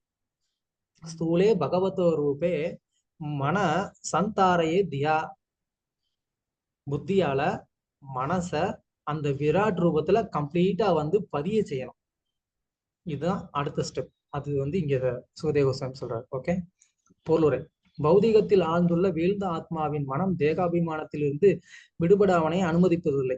இவ்வாறாக தியானத்திற்குரிய யோக முறையானது ஆழ்ந்த பௌதிகவாதிகளின் குணத்தை உருவமற்றதாக நியமிக்கப்பட்டுள்ளது. இத்தகைய பௌதிகவாதிகளால் ஜடத்தில் ஆழ்ந்துள்ள மனதை தூய்மைப்படுத்தினால் அல்லது ஆன்மீக சிந்தனையில் மனதை செலுத்துவது அவர்களுக்கு சாத்தியம் அல்ல. மேலும் இதற்காக ஒருவன் தன் மனதை பகவானின் ஸ்தூலமான புற அம்சத்தில் பதிக்கலாம். பகவானின் விஸ்வரூபத்தின் பல்வேறு பகுதிகள் பின்வரும் பதங்களில் விளக்கப்பட்டுள்ளன. எதுக்காக இப்ப வந்து இந்த விராட் ரூபத்தை பத்தின விளக்கம் வந்து கொடுக்கப்படுது, ஏன்னா டைரக்டா வந்து பகவானுடைய அந்த ஆன்மீகமான ரூபத்துல ஒருத்தர் வந்து தன்னுடைய மனதை பதிக்க செய்ய முடியாதவங்களுக்கு, அப்போ பௌதிகமான விஷயங்கள்ல மூலமா அவங்கள வந்து கொஞ்சம் கொஞ்சமா ஆன்மீகத்துல முன்னேற்றுவதற்காக இந்த வழிமுறை கொடுக்கப்பட்டிருக்கு. ஓகே, பதம் 24. விசேஷஸ்தஸ்ய தேகோயம் ஸ்தவிஸ்தஸ்சஸ்தவீயசாம் ஜத்ரேதம் விஜயதே விஸ்வம் பூதம் பவ்யம் பவச்ச சத். மொழிபெயர்ப்பு. பிரம்மாண்டமான இந்த பௌதிக படைப்பு முழுமுதல் கடவுளின் சொந்த உடலாகும். இதில்தான் இறந்த நிகழ் மற்றும் எதிர்கால காலங்களின் பிரபஞ்ச பலன்கள் அனுபவிக்கப்படுகின்றன. ஹரே கிருஷ்ணா. நம்ம இதுல வந்து என்ன தெரிஞ்சுக்கணும், இந்த விராட் ரூபம் அப்படிங்கிறது விசேஷ அப்படின்னு சொன்னா விசேஷ தஸ்ய அப்படின்னு சொன்னா அவருடையனா யாரு, பகவானுடைய விசேஷ தஸ்ய தேக, அவருடைய சொந்த உடல் அப்படிங்கிறது நம்ம வந்து தெரிஞ்சுக்கணும். அந்த சொந்த உடல் எப்படிப்பட்டது? சத்விஸ்த, அது வந்து ஸ்தூலமான ஒரு உடல். அந்த ஸ்தூலமானது அப்படின்னு சொன்னா இந்த மொத்த ஜட உலகமும் அதுக்குள்ள அடக்கம். அந்த மாதிரியான ஒரு ஸ்தூல உடல், அதுதான் விஸ்வம். இந்த மொத்த பிரபஞ்சமும் அந்த உடலுக்குள்ள அடக்கம். அதுதான் அந்த அந்த ரூபம். ஓகே, அதுக்குள்ள வந்து என்ன இருக்கு? பூதம், பவ்யம், பவச். அப்படின்னா பூதம்னா இறந்த காலம், பவச் பூதம்னா இறந்த காலம், பவ்யம்னா எதிர்காலம், பவச்னா நிகழ்காலம். இது எல்லாமே வந்து அந்த ரூபத்துக்குள்ள இருக்கு. அது எல்லாமே நேச்சுரலா இருக்கதான் செய்யும். ஏன்னா நம்ம இந்த தேகத்தை வந்து என்ன பண்றோம், மாத்திக்கிட்டே இருக்கிறதுனால நமக்கு இறந்த காலம், நிகழ்காலம் அது நமக்கு தெரியாது. ஆனா அது எல்லாமே அதுக்குள்ளதான் நடக்குதுங்கிறதுனால அப்ப அதுக்குள்ள எல்லாமே தெரியும் இல்லையா? சோ அதுதான் பகவானுடைய விராட் ரூபம். பிரபுபாதர் பொருளுரையில சொல்றாரு, பிரம்மாண்டமான பிரபஞ்ச படைப்பு பகவானின் விராட் தேகத்தின் ஒரு பகுதி மட்டுமே ஆகும். அந்த விராட் தேகம் அப்படிங்கிறது என்ன? அது வந்து அதுவே கம்ப்ளீட் ஆனதுன்னு கிடையாது. அது பகவானுடைய ஒரு பகுதியான ஒரு ரூபம். புத்தியற்றவர்களால் கடவுளின் உன்னதமான முற்றிலும் ஆன்மீகமான உருவை கற்பனை செய்து பார்க்க முடியாது. ஆனால் ஆதிக்குடி மக்கள் மின்னல், பிரம்மாண்டமான மலை அல்லது மிகப்பெரிய ஆலமரம் ஆகியவற்றை கண்டு வியப்படைவதை போல் அவர்கள் பகவானின் பல்வேறு சக்திகளை கண்டு திகைக்கின்றனர். புலி, யானை ஆகியவற்றின் உயர்ந்த ஆற்றலையும் பலத்தையும் ஆதிக்குடி மக்கள் போற்றினர். பிரபுபாதர் வந்து இந்த விராட் ரூபத்தோடைய மெடிடேஷனுக்கு ஆர்ஜின் என்ன அப்படிங்கிறத வந்து பிரபுபாதர் வந்து பொருளுரையில சொல்றாரு. நமக்கு இந்த விராட் ரூபம் அதை வந்து மெடிடேட் பண்ணணுங்கிற அந்த ஒரு வழிமுறை, அதுக்கான ஒரு ஆர்ஜின் எது, எங்க இருந்து அது தொடங்குது அப்படிங்கிறதுக்கு பிரபுபாதர் பொருளுரையில சொல்றாரு. ஆதிக்குடி மக்கள் வந்து எப்படி இந்த பௌதிகமான சில பிரம்மாண்டங்களை பார்த்து அவங்க வந்து பிரமிச்சு அதை வந்து வழிபாடு பண்ணாங்களோ, அப்படின்னா இங்க வந்து பிரபுபாதர் அந்த யோகிகளை வந்து என்ன சொல்றாரு, அவங்கள வந்து அந்த ஆதிக்குடி மக்களோட வந்து கம்பேர் பண்றாரு. அவங்க அளவுக்கு தான் இவங்களுக்கு மூளை அப்படிங்கிறார் பிரபுபாதர்.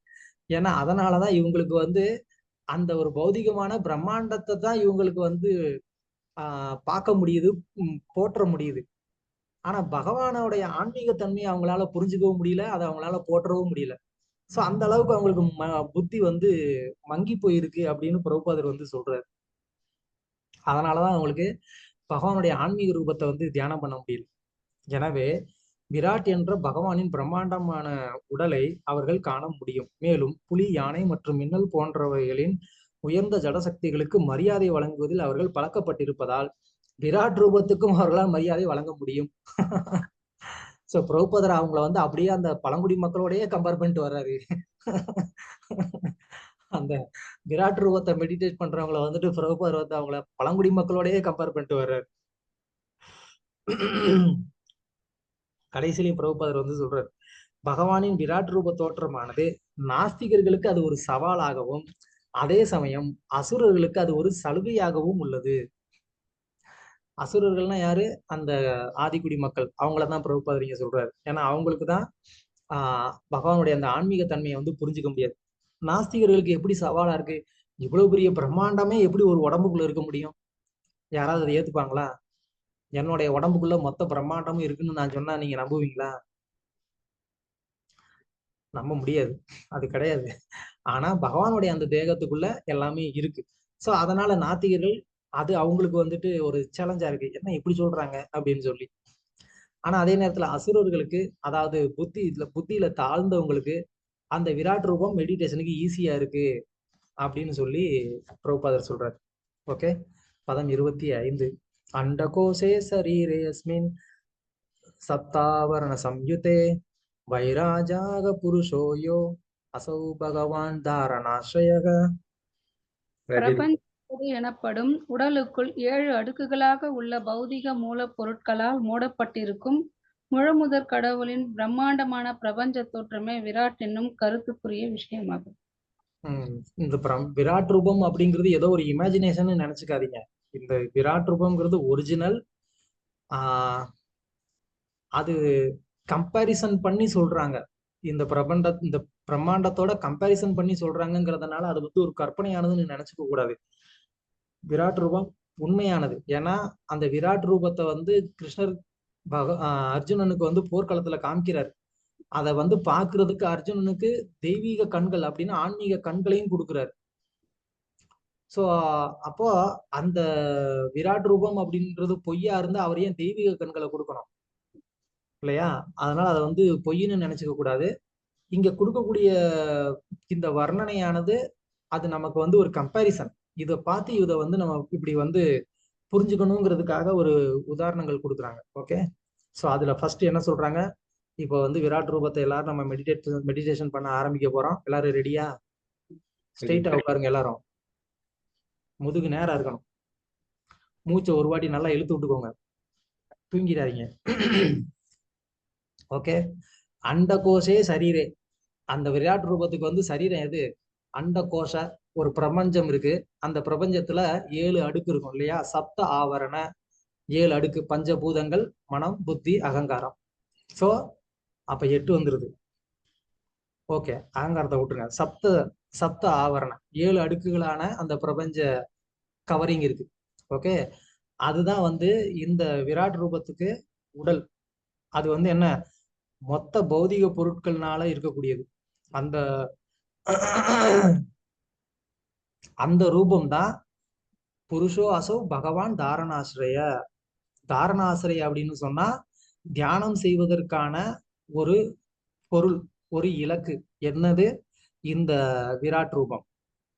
ஓகே, அதுல அந்த மொத்த பிரபஞ்சத்துடைய அந்த 7 அடுக்கு அதுதான் அதோடைய ஒரு ரூபமா வந்து நினைச்சுக்கணும். ஓகே, அடுத்து பதம் 26. பிரபு தாரணன்னா இடைவிடாமல் சொன்னீங்க பிரபு. ஆமா, தாரண அப்படின்னா தாரண எண்ணம். அந்த எண்ணம், அதாவது தியானம் பண்றோம். தியானம் பண்ணும்போது நம்மளுடைய எண்ணம் பிரேக் ஆகாம இருக்கணும்ல, அதுதானே நம்ம சொன்னோம். ஓகே, அதுதான் இங்கேயும் சொல்றாங்க. அந்த எண்ணம் வந்து யாரை தியானிக்கணும்? இந்த விராட் ரூபத்தை வந்து தியானிக்கணும் அப்படின்னு இங்க வந்து சொல்றாங்க. அது பிரேக் ஆகாம தியானம் பண்ணணும். அது ஏற்கனவே நம்ம சொல்லியாச்சு. ஓகே, அடுத்தது பதம் 26.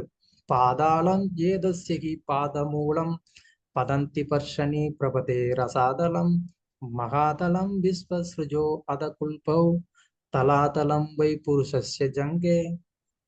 ஹரே கிருஷ்ண பிரபு. அதை உணர்ந்தவர்கள் விஸ்வரூபத்தினுடைய பாதங்களின் அடிப்பாகங்களில் பாதாள லோகங்கள் அமைகின்றன என்பதையும், குதிகால்களாகவும் கால் விரல்களாகவும் ரசாத்தல உலகங்களும், கணுக்கால்களாக மகாதல உலகங்களும், அவருடைய கால்களாக தலாத்தல உலகங்களும் அமைகின்றன என்பதையும் ஆராய்ந்து அறிந்துள்ளனர். ஹரே கிருஷ்ணா. இனிமே அந்த விராட் ரூபத்துடைய ஒரு டிஸ்கிரிப்ஷன் தான் வரப்போகுது. எந்தெந்த பிரபஞ்சம், அது விராட் ரூபத்துடைய எந்த அங்கம் அப்படின்னு தான் வந்து சொல்ல போறாங்க. ஸோ அதனால இதுல நமக்கு அதிகமாக டிஸ்கஷன் பண்றதுக்குன்னு எதுவும் இல்லை. ஜஸ்ட் நம்ம வந்து ரீட் பண்ணலாம். ஸோ பிரபுபாதர் வந்து பொருளுரையில முழுமுதற் கடவுளின் தேகத்திற்கு வெளியில் எவ்வித தோற்றமும் இல்லை. பகவத்கீதை முழுமுதற் கடவுளின் தேகத்திற்கு வெளியில் எவ்வித தோற்றமும் இல்லை. பகவத்கீதையில் 9.4 உறுதி செய்யப்பட்டிருப்பதை போல படைக்கப்பட்ட உலகில் உள்ள அனைத்தும் அவரையே சார்ந்துள்ளன. அதனால் பௌதிகவாதியின் கண்களுக்கு தென்படும் அனைத்தும் முழுமுதற் கடவுளே என்பதை இது குறிப்பதாகாது. பகவானின் விஸ்வரூபத்தை பற்றிய கருத்து பரமபுருஷரை பற்றி பௌதிகவாதி நினைப்பதற்கு ஒரு சந்தர்ப்பத்தை வழங்குகிறது. ஆனால் உலகை அடக்கி ஆள வேண்டும் என்ற ஆர்வத்தில் அதை காணும் பௌதிகவாதியின் கண்ணோட்டம் இறை உணர்வு அல்ல என்பதை அவன் அவசியமாக அறிய வேண்டும். ஓகே, பதம் 27. வேஜானுனி சுதலம் விஸ்வமூர்த்தே மூருத்வயம் விதலம் சாத்தலம் ச மகீதலம் தஜ்ஜகனம் மகீபதே நபஸ்தலம் நாபி சரோ கிருணந்தி. விஸ்வரூபத்தின் முழங்கால்களாக சுத்தாலம் எனப்படும் கிரக அமைப்பும், இரு தொடைகளாக வித்தாலா மற்றும் அத்தாலா கிரக அமைப்புகளும் உள்ளன. மேலும் இடுப்புகள் மகாதாளமாகவும் அவரது நாபி குழியாக வானவெளியும் உள்ளன. ஹரே கிருஷ்ண. பதம் 28.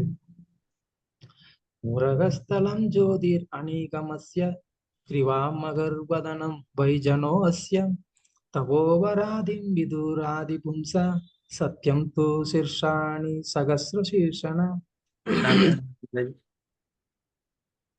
शांतमालिनी माताजी ஹரே கிருஷ்ணா பிரபு. 29 பிரபு 28 தானங்க பிரபு பதம்? 29 28 சரி 27. விஸ்வரூபத்தின் முழங்கால்களான 28 சுதலம் எனப்படும் 28 மாதாஜி. எனக்கு பிரபு ஓகே பிரபு ஓகே மாதாஜி. விஸ்வரூபத்தின் மூல புருஷரான அவரது மார்பாக பிரகாசமுடைய கிரக அமைப்பும் அவரது கழுத்தாக மகர் லோகங்களும் அவரது வாயாக ஜனலோகங்களும் மேலும் அவரது நெற்றியாக தபோ லோகங்களும் உள்ளன. 1000 தலைகள் கொண்ட அவரது தலையாக இருப்பது சத்தியலோகம் எனப்படும் மிக உயர்ந்த கிரக அமைப்பு ஆகும். ஹரே கிருஷ்ணா. ஓகே, சோ பதம் 29. இந்திராதயோ பகவ ஆகுருஷா கர்ணௌ திச ஸ்ரோத்ரம் அமுர்ஷ சப்த ந சத்யதஸ்ரௌ பரமஸ்ய நாசே கிராணோ அஸ்ய கந்தோ முகம் அக்னிரித்த. மொழிபெயர்ப்பு. இந்திரன் முதலான தேவர்கள் அவரது கரங்கள் ஆகும். 10 திசைகளாக இருப்பது அவரது செவிகளாகும். மேலும் பௌதிக ஓசையாக இருப்பது அவரது செவியுறும் புலனாகும்.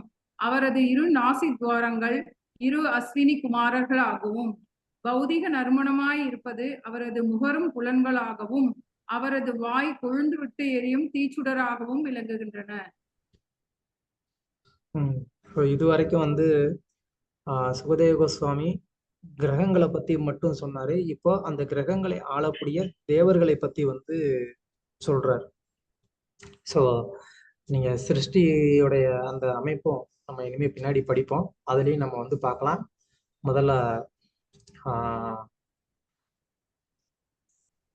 அதாவது 2 விதமான சிருஷ்டி இருக்கு. ஓகே, ஸோ இந்த பிரபஞ்சம் உருவானதுக்கு அப்புறமா அந்த பிரபஞ்சத்துக்கு உள்ளுக்குள்ள இந்த கிரகங்கள் வந்து பிரிக்கப்படுது. அதுக்கப்புறமா அந்த பிரபஞ்சங்களை ஆள்வதற்கான அந்த தேவர்கள் வந்து படைக்கப்படுறாங்க. அதுக்கப்புறமா அந்த தேவர்கள் ஆளக்கூடிய அந்த என்ன சொல்றது தன்மாத்திரங்கள், திசைகள், புலன்கள், அப்புறமா அந்த என்ன சப்தம், இது எல்லாமே வந்து இப்போ வரிசையா வந்து சுகதேவ கோஸ்வாமி வந்து சொல்றாரு. ஓகே, பதம் 30. தியோர அக்ஷினி சக்ஷுர் அபுத் பதங்க பக்ஷ்மானி விஷ்ணு அகனி உபேச்ச தத்ரு விஜ்ரும்ப பரமே ஸ்திதிஸ்ஞம் அபோவஸ்ய தாலு ரச ஏவ ஜிக்வா.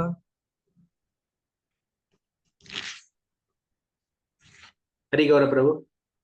ஹரிகௌர பிரபு. பிரபு என்னோட நேம் வரல பிரபு. ராமலட்சுமி. பிரபு வருது பிரபு, வருது பிரபு. படிங்க டக்குன்னு. நீங்க படிங்க பிரபு. ராமலட்சுமி பிரபு படிங்க. மொழிபெயர்ப்பு. விண்வெளி பிரதேசமாக அவரது கண்குழிகளும் பார்க்கும் சக்தி கொண்ட சூரியனாக கண்வெளியும் உள்ளன. இரவும் பகலுமாக அவரது 2 கண்கள் இமைகள் உள்ளன. அவரது குடும்பங்களின் அசைவில் பிரம்மா மற்றும் அவரை போன்ற உயர் அதிகாரிகள் வாழ்கின்றனர். நீரை நிர்வகிப்பவரான வருணர் அவரது மேல்வாய் ஆவார். மேலும் அனைத்திற்கும் சாராம்சமாக அல்லது ரசமாக இருப்பது அவரது நாக்காகும். பொருளுரையில அது இன்ட்ரெஸ்டிங்கா ஒன்று சொல்றாரு பாருங்க. பொதுவாக இப்பதத்தில் உள்ள விளக்கம் சற்று முரண்பட்டதாக காணப்படுகிறது. ஏனெனில் சில சமயங்களில் கண் விழியாகவும் மற்ற சமயங்களில் விண்வெளி பிரதேசமாகவும் சூரியன் விவரிக்கப்படுகிறது. ஆனால் சாஸ்திரங்களை பொறுத்த விஷயங்களில் பொது அறிவுக்கு இடம் இல்லை. நாம் சாஸ்திரங்களின் வர்ணனைகளை ஏற்று பொது அறிவுக்கு பதிலாக விஸ்வரூப தோற்றத்தின் மீது அதிக கவனத்தை செலுத்த வேண்டும். பொது அறிவு எப்பொழுதும் குறையுடையதாகவே இருக்கும். சொல்லுவாங்க இல்லையா, சூரியனுக்கு க்ளோஸா இருக்கக்கூடிய கிரகம் எது சயின்டிஸ்ட் படி? பூமிக்கு பூமிக்கு நெருக்கமா இருக்கக்கூடிய பிளானட் எது? வீனஸ். சந்திரன். ஜூபிட்டர். சந்திரன். சந்திரன் அது சேட்டலைட் பிரபு.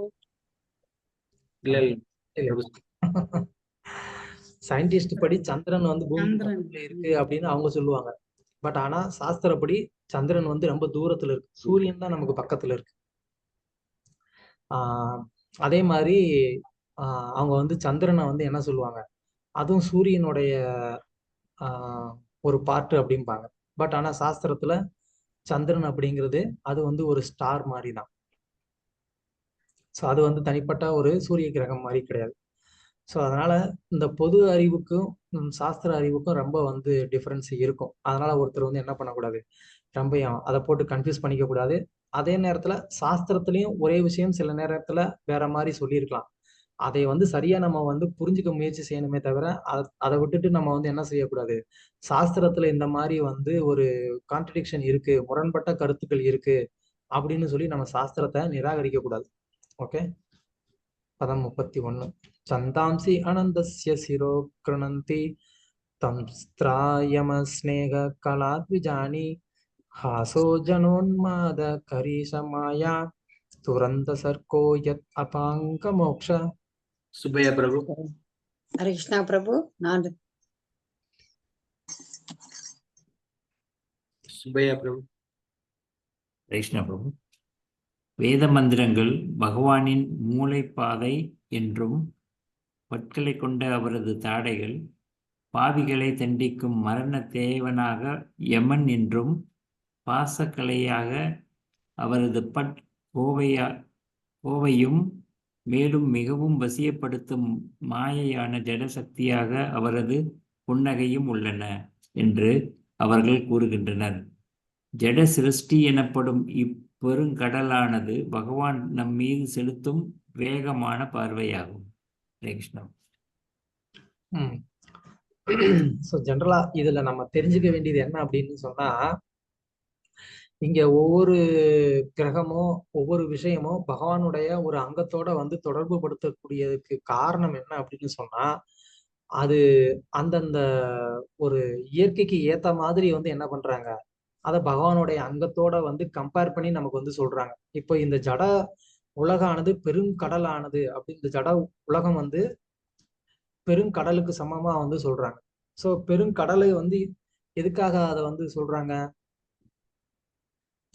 அப்படின்னு சொன்னா, அதாவது இந்த ஜட உலகம் பெருங்கடல், அது வந்து பகவானுடைய பார்வையை வந்து கம்பேர் பண்ணி வந்து சொல்றாங்க. ஸோ எதுக்கு அந்த கம்பேரிசன் வந்து பண்ணி சொல்றாங்க? அது ஒரு மீனிங். அதுல விழுந்த எழுந்துக்க முடியாது பிரபு, அவ்வளவு அட்ராக்ஷன் பகவானோட கண்ணு. ஓகே. பிரபு பகவானுடைய பிரபு அவர் நினைச்சு ஒரு செகண்ட்ல அந்த பிரபஞ்சம், அவருக்கு வந்து ஒரு செகண்ட் இந்த பிரபஞ்சம் படைச்சு முடிவடைகிறது. சோ அத சொல்லியிருக்காங்க. Very good. அதுவும் ஒரு அர்த்தம் சொல்லலாம். இப்ப சுனாமி வந்துச்சுன்னா என்ன ஆகும், ஒரே டைம்ல வந்து மொத்தத்தையும் சுருட்டிட்டு போயிடும் இல்லையா? அப்போ அந்த கடல் எந்த அளவுக்கு வந்துட்டு ஒரு சக்தி வாய்ந்தது அப்படிங்கிறது நமக்கு தெரிஞ்சுக்கணும். அது மாதிரி பகவான் தன்னுடைய பார்வையினாலதான் சிருஷ்டியே வந்து பண்றாரு இல்லையா? பகவத்கீதையில எந்த ஸ்லோகம் அது? 9th chapter. பிரபு மயா தக்ஷேன பிரகிருதி சராச்சரம் ஹேத்ராணி ஜகத். Very good. மயாத் அக்ஷேன, அக்ஷன கண்ணு என்ன பண்றாரு, தன்னுடைய பார்வையினால இந்த ஜட சிருஷ்டியை அவர் வந்து படைக்கிறாரு. கீதையிலையும் கிருஷ்ணன் சொல்லியிருக்கிறாரா? சோ அதனாலதான் இந்த ஜட சிருஷ்டி அவருடைய வேகமான பார்வையாகும். அப்படின்னா அவர் ஜஸ்ட் அந்த பார்வையிலேயே ஜட சிருஷ்டியை வந்து படைக்கவும் செய்யறாரு, அழிக்கவும் செய்யறாரு. அந்த அளவுக்கு சக்தி உள்ள ஒரு வஸ்து இந்த பௌதிக உலகத்துல என்னது? கடல். சோ கடலோடைய அந்த வேகத்தை நமக்கு யாருனாலையுமே வந்து எதிர்கொள்ள முடியாது. யாரா இருந்தாலும் பெரிய டைட்டானிக் கப்பலை விட்டுட்டு என்ன சொன்னாங்க, இந்த கப்பல் எங்கேயுமே வந்து ஒன்றும் ஆகாது அப்படின்னு பயங்கரமா வந்து பெருமைப்பட்டாங்க. அனுப்பிச்ச முதல் ட்ரிப்லயே அது வந்து என்ன ஆயிருச்சு, உடஞ்சி உள்ள போயிருச்சு. ஸோ அதனால வந்து யாரும் வந்துட்டு இந்த ஜட உலகத்துல பெருமைப்படவே முடியாது. நாங்க வந்து ரொம்ப பெருசா ஒன்ன பண்ணிட்டோம், யாரும் எங்களை ஒண்ணும் பண்ண முடியாது அப்படின்னு சொல்லி. ஏன்னா ஜட இயற்கை அவங்களோட சக்தி வாய்ந்தது. ஸோ இதுல இருந்து என்ன நீங்க தெரிஞ்சுக்கணும்னா, ஒவ்வொரு கம்பேரிசனும் அதோடைய நேச்சருக்கு ஏத்த மாதிரி பகவானுடைய அந்த அங்கத்தோட ஒன்னோட வந்து கம்பேர் பண்ணி சொல்றாங்கிறது தெரிஞ்சுக்கணும். ஓகே. பதம் 32. திரீடோ த்ரௌஷதே தர ஏவ லோபோ தர்மஸ்தனோ தர்மபதோ அஸ்ய புருஸ்தம் கஸ்தஸ்ய மேத்ரம் விருஷணௌ சமித்ரௌ குக்ஷி சமுத்ரா கிரயோ அஸ்தி சங்கா. சுலோச்சனா மாதாஜி. நாணம் அவரது உதடுகளின் நேத்திரமாகவும், ஆசை அவரது முகவாய் கட்டலாகவும், மதம் அவரது மார்பாகவும், மற்றும் அதர்மம் அவரது முதுகுப்புறமாகவும் இருக்கும். எல்லா ஜீவராசிகளையும் உற்பத்தி செய்பவரான பிரம்மதேவர் அவரது காலுறுப்புகளாகவும், மித்திரவர்ணர்கள் அவரது இரு சிறைகளாகவும் இருக்கின்றனர். அவரது இருப்பாக சமுத்திரமும், அவரது எலும்பு குவியல்களாக குன்றுகளும் மலைகளும் இருக்கின்றன. பதம் 33. நத்யோ அஸ்ய நாத்யோ அததானுருகாணி மகீருகா விஸ்வதனோர் நிரூபேந்திர அனந்த வீரிய ஸ்வதிம் மதாரிஷ்வா கதிர்வய கர்ம குண பிரவாக. வைகுண்டேஸ்வர் பிரபு. வைகுண்டேஸ்வர் பிரபு வாசலி அப்படிங்க. அரசே, விஸ்வரூபத்தின் நாடி நரம்புகளாக நதிகளும், அவர்களின் ரோமங்களாக மரங்களும், அவரது மூச்சாக சர்வசக்தி படைத்த காற்றும் உள்ளன. அவரது அசைவுகளாக கடக்கும் யுகங்களும், அவரது செயல்களாக ஜட இயற்கையின் முக்குணங்களின் பிரதிபலன்களும் உள்ளன. நத்யோ அஸ்ய நாத்யோ, நதி அப்புறமா நத்திய அப்படின்னு ரெண்டு இருக்கு. அது ரெண்டுக்கு என்ன வித்தியாசம்? நதி நத்திய ரெண்டுமே நதியை தான் குறிப்பிடுது. ஆனா அந்த ரெண்டுக்கு இருக்கக்கூடிய வித்தியாசம் என்ன பிரபு? ஒருமை பன்மையா பிரபு? நோ, என்ன டிஃபரெண்ட்?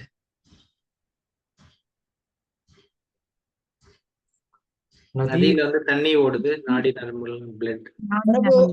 நதிகள் உபநதிகள். வேற பாப்பா.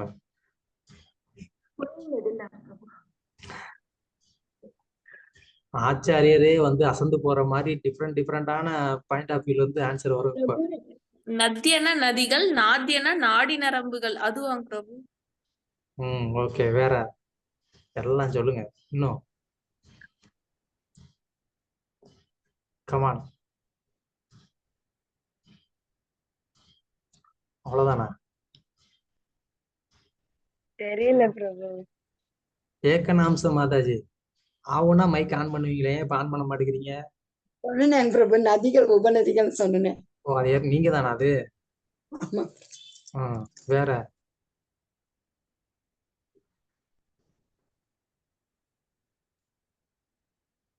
அவ்வளவுதானா? பிரேமராஜ் பிரபு. பிரபு இன்னொரு தடவை क्वेश्चन சொல்லுங்க பிரபு. மேபி அப்பயாச்சும் ஆன்சர் தெரியுதா பிரபு? நதி நத்திய. நதினா ஜெனரலா நமக்கு தெரியும் எது? ஆறுகள். ஆறு. அதுக்கு வேற அர்த்தம் கேட்கல. நதினா என்னன்னு கேட்டேன். தண்ணி ஓடக்கூடியது, கங்கை யமுனை நிறைய இருக்கு இல்லையா, இதெல்லாம் நதின்னு சொல்றோம். நாத்தியனா பிரேமராஜ் பிரபு தெரியல ப்ரோ. தெரியல. நதி ஓடக்கூடிய ஸ்டேட்ல இருந்துட்டு தெரியலங்கிறீங்க. எல்லாம் சுத்தி சுத்தி நதியா ஓடக்கூடிய ஸ்டேட்ல உட்காந்துருக்கீங்க. ஓகே, இது என்ன டிஃபரெண்ட்னு நாளைக்கு கண்டுபிடிச்சிட்டு வாங்க. ஓகே. பிரபு, நதிக்கும் அந்த நாடி நரம்புக்கும் எப்படி கம்பேர் பண்றாங்க அப்படி கேக்குறீங்களா பிரபு? அவ்வளவு தெளிவா நீங்க கேள்வியை புரிஞ்சுக்கிட்டீங்களா? அதுவே அவ்வளவுதான், நான் கேள்வி கேட்டு முடிச்சாச்சு. பதம் 34. ஈசஸ்ய கேசான் விதூர் அம்புவாகான் வாசஸ்து சந்யாம் குருவர்ய பூமன் அவ்யக்தமாகூர் ஹிருதயம் மனஸ்ச சந்திரமா சர்வ விகார கோஷ. குரு வம்சத்தில் சிறந்தவரே, நீரை ஏந்திச் செல்லும் மேகங்கள் அவர் தலையில் உள்ள கேசமாகும். பகல் நேரங்களில் அல்லது இரவு நேரங்களில் முடிவாக அவரது ஆடையும் ஜட சிருஷ்டியின் பரம காரணமாய் அவரது புத்தியும் இருக்கின்றன. எல்லா மாற்றங்களுக்கும் களஞ்சியமான சந்திரன் அவரது மனமாகும். ஹரே கிருஷ்ணா. பதம் 35. விஜான சக்தி மகிமாமனந்தி சர்வாத்மனோந்தகரணம் கிரீத்ரம் அஸ்வாஸ்வதரி புத்திர கஜானகானி சர்வே மிருகா பசவஸ்ரோணி தேசே. விஜய் ஜாம்பதி மகதி. மொழிபெயர்ப்பு. நிபுணர்கள் வலியுறுத்தி இருப்பதைப் போல் ஜடத்தின் அடிப்படை கொள்கையாக மகத்தத்துவம் எங்கும் வியாபித்துள்ள பகவானின் உணர்வு இருக்கிறது. அவரது அகங்காரமாக ருத்ரதேவன் உள்ளார். குதிரை, கோவேறு கழுதை, ஒட்டகம் மற்றும் யானை அவரது நகங்களாகும். மேலும் வனவிலங்குகளும் 4 கால்களுள்ள மற்றவைகளும் பகவானின் கச்சை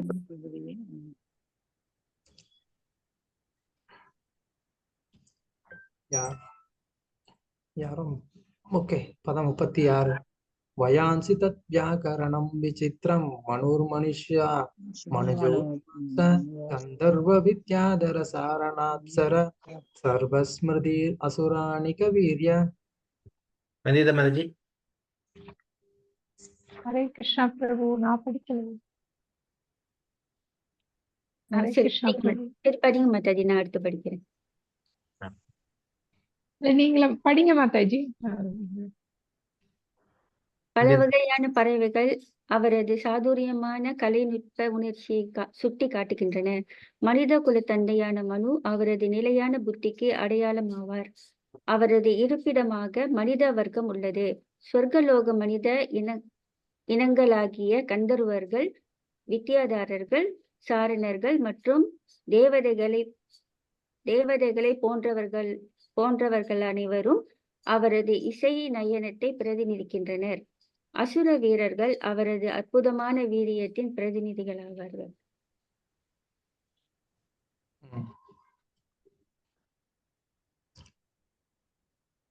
இங்க வந்து விராட் புருஷருடைய அந்த புத்தி யாருடைய கம்பேர் பண்ணப்பட்டிருக்கு? மனித குல தந்தையான மனு அவரது நிலையான புத்திக்கு அடையாளம் ஆவார். சோ அப்படின்னா மனித குலத்துடைய தந்தை மனு. ஸோ அவர்ல இருந்து வரக்கூடியதுதான் ஹியூமன். ஸோ அதனால நம்ம வந்து யாரு? நம்ம வந்து விராட் புருஷருடைய புத்தியோட வந்து நம்ம என்ன சொல்றது, தொடர்பு படுத்தப்பட்டு சொல்லப்பட்டிருக்கீங்க. அதனாலதான் மனுஷனா இருந்து நம்ம வந்து பக்தி பண்ணல அப்படின்னு சொன்னா அது வந்து ரொம்ப ரொம்ப ஒரு வருத்தப்படக்கூடிய ஒரு விஷயமா சொல்றதுக்கு காரணம் என்னன்னா, புத்தி இருந்தும் பகவானுக்கு வந்து பக்தி செய்ய முடியல. ஏன்னா நமக்கு கொடுக்கப்பட்டிருக்கிற புத்தி டைரக்டா அது வந்து அந்த விராட் புருஷருடைய புத்தியில இருந்து வரக்கூடியது நமக்கு. அப்படி இருந்தும் நம்ம வந்து அவரை வந்து புரிஞ்சிக்க முடியாம நம்ம என்ன பண்றோம்? நம்ம வந்து பௌதிகத்துக்குள்ளேயே நம்ம ஆழ்ந்திருக்கிறோம். பதம் 37. பிரம்மாணனம் சத்ர புஜோ மகாத்மா வித்பூரூரங்கிரி ஸ்திர கிருஷ்ணவர்ண நானாபிதா பீஜ கனோபவன்னோ திரவியாத்மக கர்ம விதான யோக. அமிர்தமய மதஜி. பிராமணர்களாக விராட் புருஷரின் முகமும், சத்திரியர்களாக அவரது கரங்களும், வைஷ்யர்களாக அவரது தொடைகளும் உள்ளன. மேலும் சூத்திரர்கள் அவரது பாதங்களின் பாதுகாப்பில் உள்ளனர். வழிபாட்டிற்குரிய தேவர்களும் கூட அவரால் வெற்றி கொள்ளப்பட்டுள்ளனர். தங்களால் இயன்ற பொருட்களை கொண்டு யாகங்கள் செய்து பகவானை திருப்திப்படுத்த வேண்டியது அனைவருடைய கடமையும் ஆகும். ஹரே கிருஷ்ணா. ஸோ எல்லாருக்குமே வந்து இந்த பௌதிக உலகத்துல ஒரு குறிப்பிட்ட வகையான யாகம் அப்படிங்கிறது இருக்கு. அந்த யாகத்தை ஒருத்தர் வந்து என்ன பண்ணணும்? எல்லாருமே பண்ணணும். யாகங்கள் அப்படின்னு சொன்னா திரவிய யக்கியம்ங்கிறது ஒண்ணு, அது வேற. அந்த திரவிய யக்கியங்கள் யாருனால பண்ண முடியுதோ அவங்க வந்து அந்த திரவிய யக்கியத்தை வந்து பண்ணலாம். அதை தவிர்த்து ஒவ்வொரு வர்ணத்திற்கும் ஆசிரமத்திற்கும் வந்துட்டு என்ன சொல்லலாம், ஒரு யஜ்யம்னு இருக்கு. உதாரணத்துக்கு சொல்லணும், நீங்க பகவத்கீதை 4வது அத்தியாயத்துல நீங்க பார்க்கலாம். கிருஷ்ணர் அங்க வந்து பலவிதமான யஜ்யங்களை வந்து சொல்றாரு. அதுல வந்து பிரம்மச்சாரிக்கான யஜ்யம் என்ன சொல்றாரு?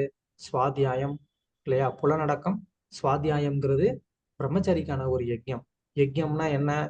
யஜ்யம் அப்படின்னு சொன்னா ஜென்ரலா வந்து சாக்ரிஃபைஸ் பண்றது, தியாகம் பண்றதுன்னு அர்த்தம். அப்போ ஒருத்தவங்களும் தங்களுடைய வாழ்க்கையில பகவத் தியானத்துக்காக இல்ல அனுபவத்துக்காக ஒருத்தர் என்ன பண்ணணும்? ஒரு குறிப்பிட்ட ஒரு தியாகத்தை பண்ணணும். அது என்ன தியாகம்? அந்த வர்ணத்திற்கும் ஆசிரமத்துக்கும் அது மாறும். அப்போ பிரம்மச்சரிங்கிறது அது ஒரு ஆசிரமம். அந்த ஆசிரமத்துக்கு ஏத்த மாதிரியான ஒரு யஜ்யம் அவங்களுக்கு என்ன? சுவாத்தியாயம். சுவாத்தியாயம் எப்படி அவங்களுக்கு வந்து ஒரு யஜ்யம் ஆகுது அப்படின்னா, அவங்க முழுவதுமா தங்களுடைய நேரத்தை இந்த சரீரத்தை, மனச பகவானை பற்றின விஷயங்களை கத்துக்கிறதுக்காக அவங்க வந்து அர்ப்பணிக்கிறாங்க இல்லையா? தியாகம் பண்றாங்க. அவங்களுடைய நேரத்தை, மனச, புத்திய எல்லாத்தையும் வந்து அதுக்காக அவங்க வந்து தியாகம் பண்றதுனால அந்த செயல் என்ன? அது வந்து யாகம்னு அழைக்கப்படுது. அது மாதிரி கிரகஸ்தர்களுக்கு யாகம் வந்து கிருஷ்ணருக்கு அங்க சொல்லியிருக்கிறாரு. எல்லாருக்கும் அது மாதிரி ஒரு ஒரு யஜ்யம் சொல்லியிருக்கிறாரு. ஸோ அதனால எல்லாருக்குமே வந்து இருக்கக்கூடிய ஒரு கடமை, அவங்களுக்கு ஏத்த மாதிரியான ஒரு யாகத்தை செஞ்சு பகவானை திருப்திப்படுத்தணும் அப்படிங்கிறது ரொம்ப ரொம்ப முக்கியமான ஒண்ணு. அதை நம்ம தெரிஞ்சுக்கிட்டு அந்த யாகத்தை நம்ம வந்து பண்ணணும். ஓகே, பதம் 38 2 ஸ்லோகம் தான் இருக்கு, முடிச்சிருவோம். யானசௌ ஈஸ்வர விக்கிரகஸ்ய யா சந்நிவேஷ கதிதோ மயாதே சந்தாரியதே யஸ்மின் பபூஷி சத்விஸ்தே மனஸ்வ புத்யான யதோ அஸ்தி கிஞ்சித். அரவிந்தாக்ஷ பிரபு. இவ்வாறாக முழுமுதற் கடவுளின் பிரம்மாண்டமான ஸ்தூல ஜட தோற்றத்தினை உமக்கு நான் விளக்குகின்றேன். முக்தினை மிகவும் விரும்பும் ஒருவன் தன் மனதினை பகவானின் இந்த உருவத்தின் மீது பதிய செய்வான். ஏனெனில் ஜட உலகில் இதைவிட அதிகமானது வேறொன்றும் இல்லை. ஓகே, பகவானுடைய இந்த ஸ்தூலமான இந்த தேகத்தை வந்து சுகதேவ கோஸ்வாமி இந்த பௌதிக உலகத்துடைய பிரம்மாண்டமான விஷயங்களோட தொடர்பு படுத்தி சொன்னார். எப்படி வந்து கிருஷ்ணர் கீதையில 10வது அத்தியாயத்துல என்ன சொல்றாரு? இந்த பௌதிக உலகத்துல ஒவ்வொரு பிரம்மாண்டமான விஷயத்தோடையும் அவர் வந்து தன்னை வந்து தொடர்பு படுத்தி சொல்றாரு. இது என்னுடைய அம்சம்னு நீ தெரிஞ்சுக்கோ அப்படின்னு சொல்றாரு.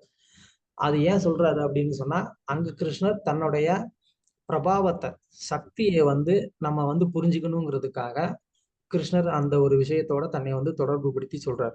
அதே மாதிரி இங்க இந்த விராட் புருஷருடைய அந்த ஒரு பிரம்மாண்டமான அந்த ரூபத்தை நம்ம நினைச்சுக்கிறதுக்கு இங்க சுகதேவ கோஸ்வாமி பிரபஞ்சத்துடைய பிரம்மாண்டமான விஷயங்களோட தொடர்பு படுத்தி அவர் வந்து இந்த ரூபத்தை நமக்கு வந்து விளக்குனார்.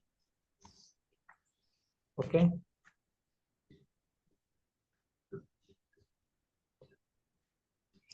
கீழே பொருளுரையில வந்து பிரபுபாதர் சொல்றாரு, பகவானின் இந்த பிரம்மாண்டமான அம்சத்திற்கு அப்பால் வேறொன்றுமே இல்லை என்று அவர் முடிவு செய்துள்ளார். பௌதீக சிந்தனையாளர்களில் ஒருவர் கூட விஸ்வரூபம் எனும் இக்கருத்தை கடந்து அப்பால் செல்ல முடியாது. உலகாயதவாதிகளின் மனங்கள் நிலையற்றவையும் எப்பொழுதும் மாறிக்கொண்டே இருப்பவையும் ஆகும். எனவே பகவானுடைய விஸ்வரூபத்தை ஏதேனும் ஒரு பகுதியை சிந்திப்பதன் மூலம் அவரை நினைவில் கொள்ள வேண்டும் என்று ஒருவன் அறிவுறுத்தப்படுகிறான். எனவே புத்தியின் துணையை கொண்டு வானம், மலை, கடல், மனிதன், மிருகம், தேவர், பறவை அல்லது வேற எந்த தோற்றத்தினாலும் பகவானை பற்றி அவனால் சிந்திக்க முடியும். நம்மளும் வந்து என்ன பண்ணலாம்? பகவான் இந்த பௌதிக உலகத்துல நம்ம பார்க்கக்கூடிய எந்த ஒரு வஸ்துக்களோடையும் பார்த்து நம்ம பகவானை நம்மளால வந்து ரிமெம்பர் பண்ண முடியும் இல்லையா? இப்போ வந்து நீங்க வந்து காலையில சூரியன் உதயம் ஆகிறத பாக்குறீங்க. பார்த்தா உங்களுக்கு வந்துட்டு இம்மிடியட்டா அதை நீங்க எப்படி பகவானோட தொடர்புபடுத்தி பார்ப்பீங்க? பகவானின் இரு கண்கள் வந்து சந்திரனும் சூரியனும் பிரபு. நான் கிருஷ்ணரோட கேக்குறேன். கிருஷ்ணா பிரபு, நான் சூரிய நாராயணன் அப்படின்னு நினைச்சுக்கணும். நாராயண் பகவானுடைய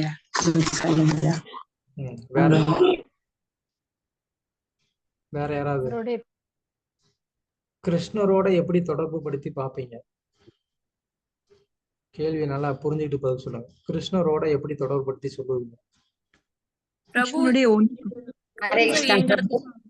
பகவான் ஒருவரே, உலகத்துக்கெல்லாம் சூரியன் ஒண்ணுதான் பிரபு. எங்க இருந்து பார்த்தாலும் அது மாதிரி சூரியன் ஒண்ணுதான். 5000 மைலுக்கு அப்பால் இருந்து பார்த்தாலும் அதே சூரியன் தான். இங்கிருந்து பார்த்தாலும் அதே சூரியன் தான். சூரியனை பார்த்தா பகவான் நினைப்பா அப்படிதான் பிரபு. வேற யாராவது? பிரபு, சூரியன் இருக்கிற இடத்துல இருள் இருக்காது பிரபு. கிருஷ்ணர் இருக்கிற இடத்துல மாயை இருக்காது. வேற? சூரியன் பிரபு. அந்த ஒளி கதிர்கள், ஆன்மீகத்தினுடைய கதிர்களை நம்ம வந்து சூரியனாக பாவிக்கிறோம் பிரபு. கிருஷ்ண பிரேமானந்தினி மாதாஜி. பிரபு ரெண்டு விஷயம் சொல்லணும்னு நினைச்சேன். பிரபு எப்படி இந்த சூரியன் தான் இந்த பிரபஞ்ச இயக்கத்துக்கு மூல ஆதாரமா இருக்கும், அதே மாதிரி கிருஷ்ணர் வந்து எல்லாத்துக்கும் ஆதாரம். அதே மாதிரி 3 நிலைகள்ல பகவானை உணரலாம்னு பார்த்தோம்ல பிரபு. பிரம்மா, பரமாத்மா, பகவான். அது மாதிரி அதுக்கு எக்ஸாம்பிளா கூட எடுத்துக்கலாம். Okay, good. வைகுண்டேஸ்வர் பிரபு. ஹரே கிருஷ்ணா பிரபு. 2 சொல்லலாம் பிரபு. ஒண்ணு வந்து விஸ்வரூபத்துல வந்து கிருஷ்ணர் வந்து கண்ணு, ஒரு கண்ணு வந்து சூரியன், இன்னொரு கண்ணு வந்து சந்திரன். அப்ப அது வந்து கிருஷ்ணரை நம்ம பார்க்கலாம். இனி ஒண்ணு வந்து இந்த கல்பத்துல வந்து சூரியனுடைய போஸ்ட்டுக்கு வந்து ப்ராப்பரா யாரும் இல்லாததுனால கிருஷ்ணரே வந்து அந்த போஸ்ட்ல இருக்கிறதுனால அவரை நம்ம டைரக்டா. ஓகே, வேற?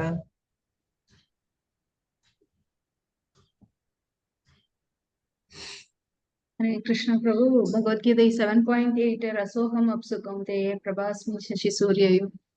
அந்த ஸ்லோகம் படி பகவான் தான் நீரின் சுவை.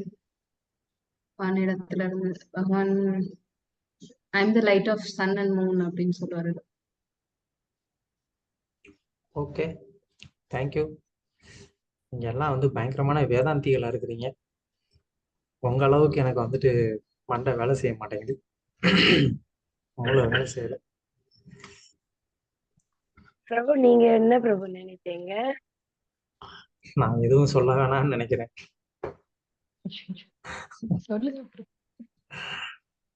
நான் வந்து பிரபு கோபியர்கள் சூரியனை பார்த்தா என்ன நினைப்பாங்க? அந்த ஆன்சர் தான் நான் எதிர்பார்க்கிறேன். நீங்க பகவானுடைய கண்ணு சூரியனு அது இதுன்னு சொல்றதெல்லாம் எனக்கு ஒத்து வராது. கோபிகள் வந்து சூரியனை பார்த்தா திட்டுவாங்க, எதுக்கு வந்ததுன்னு. சூரியன் போயிட்டு நிலவு வரணும்னு நினைப்பாங்க. சூரியன் வந்தா கிருஷ்ணர் வந்து காட்டுக்கு போயிடுவாரு. இது நல்லா இருக்கு. அதுதான் நமக்கு வேணும். அது சூரியன் வந்து பகவானுடைய கண்ணா இருந்தானே எதா இருந்தா நமக்கு என்ன. அப்கோர்ஸ் நீங்க சொன்னதெல்லாம் கரெக்ட் தான், இல்லைன்னு கிடையாது. பிரபு சூரியனை பார்த்தா கோபியர்கள்லாம் ரொம்ப சந்தோஷப்படுவாங்க. ஏன்னா கிருஷ்ணா வந்துட்டு கருப்பா இருக்கிறதுனால வெளிச்சத்துல அவர் நல்லா தெரியவாரு. சூரிய மனச கிருஷ்ணர் வந்து மாட்டை ஓட்டிட்டு போவாரு, கிருஷ்ணாவை பார்க்கலாம் அப்படின்னு நினைப்பாங்க. இன்னொரு குளத்துல பார்த்தா நைட்டு வந்தாதான் ராசலீலை. பகல்ல வேண்டாம், சூரியன் இருக்கக்கூடாதுன்னு நினைப்பாங்க.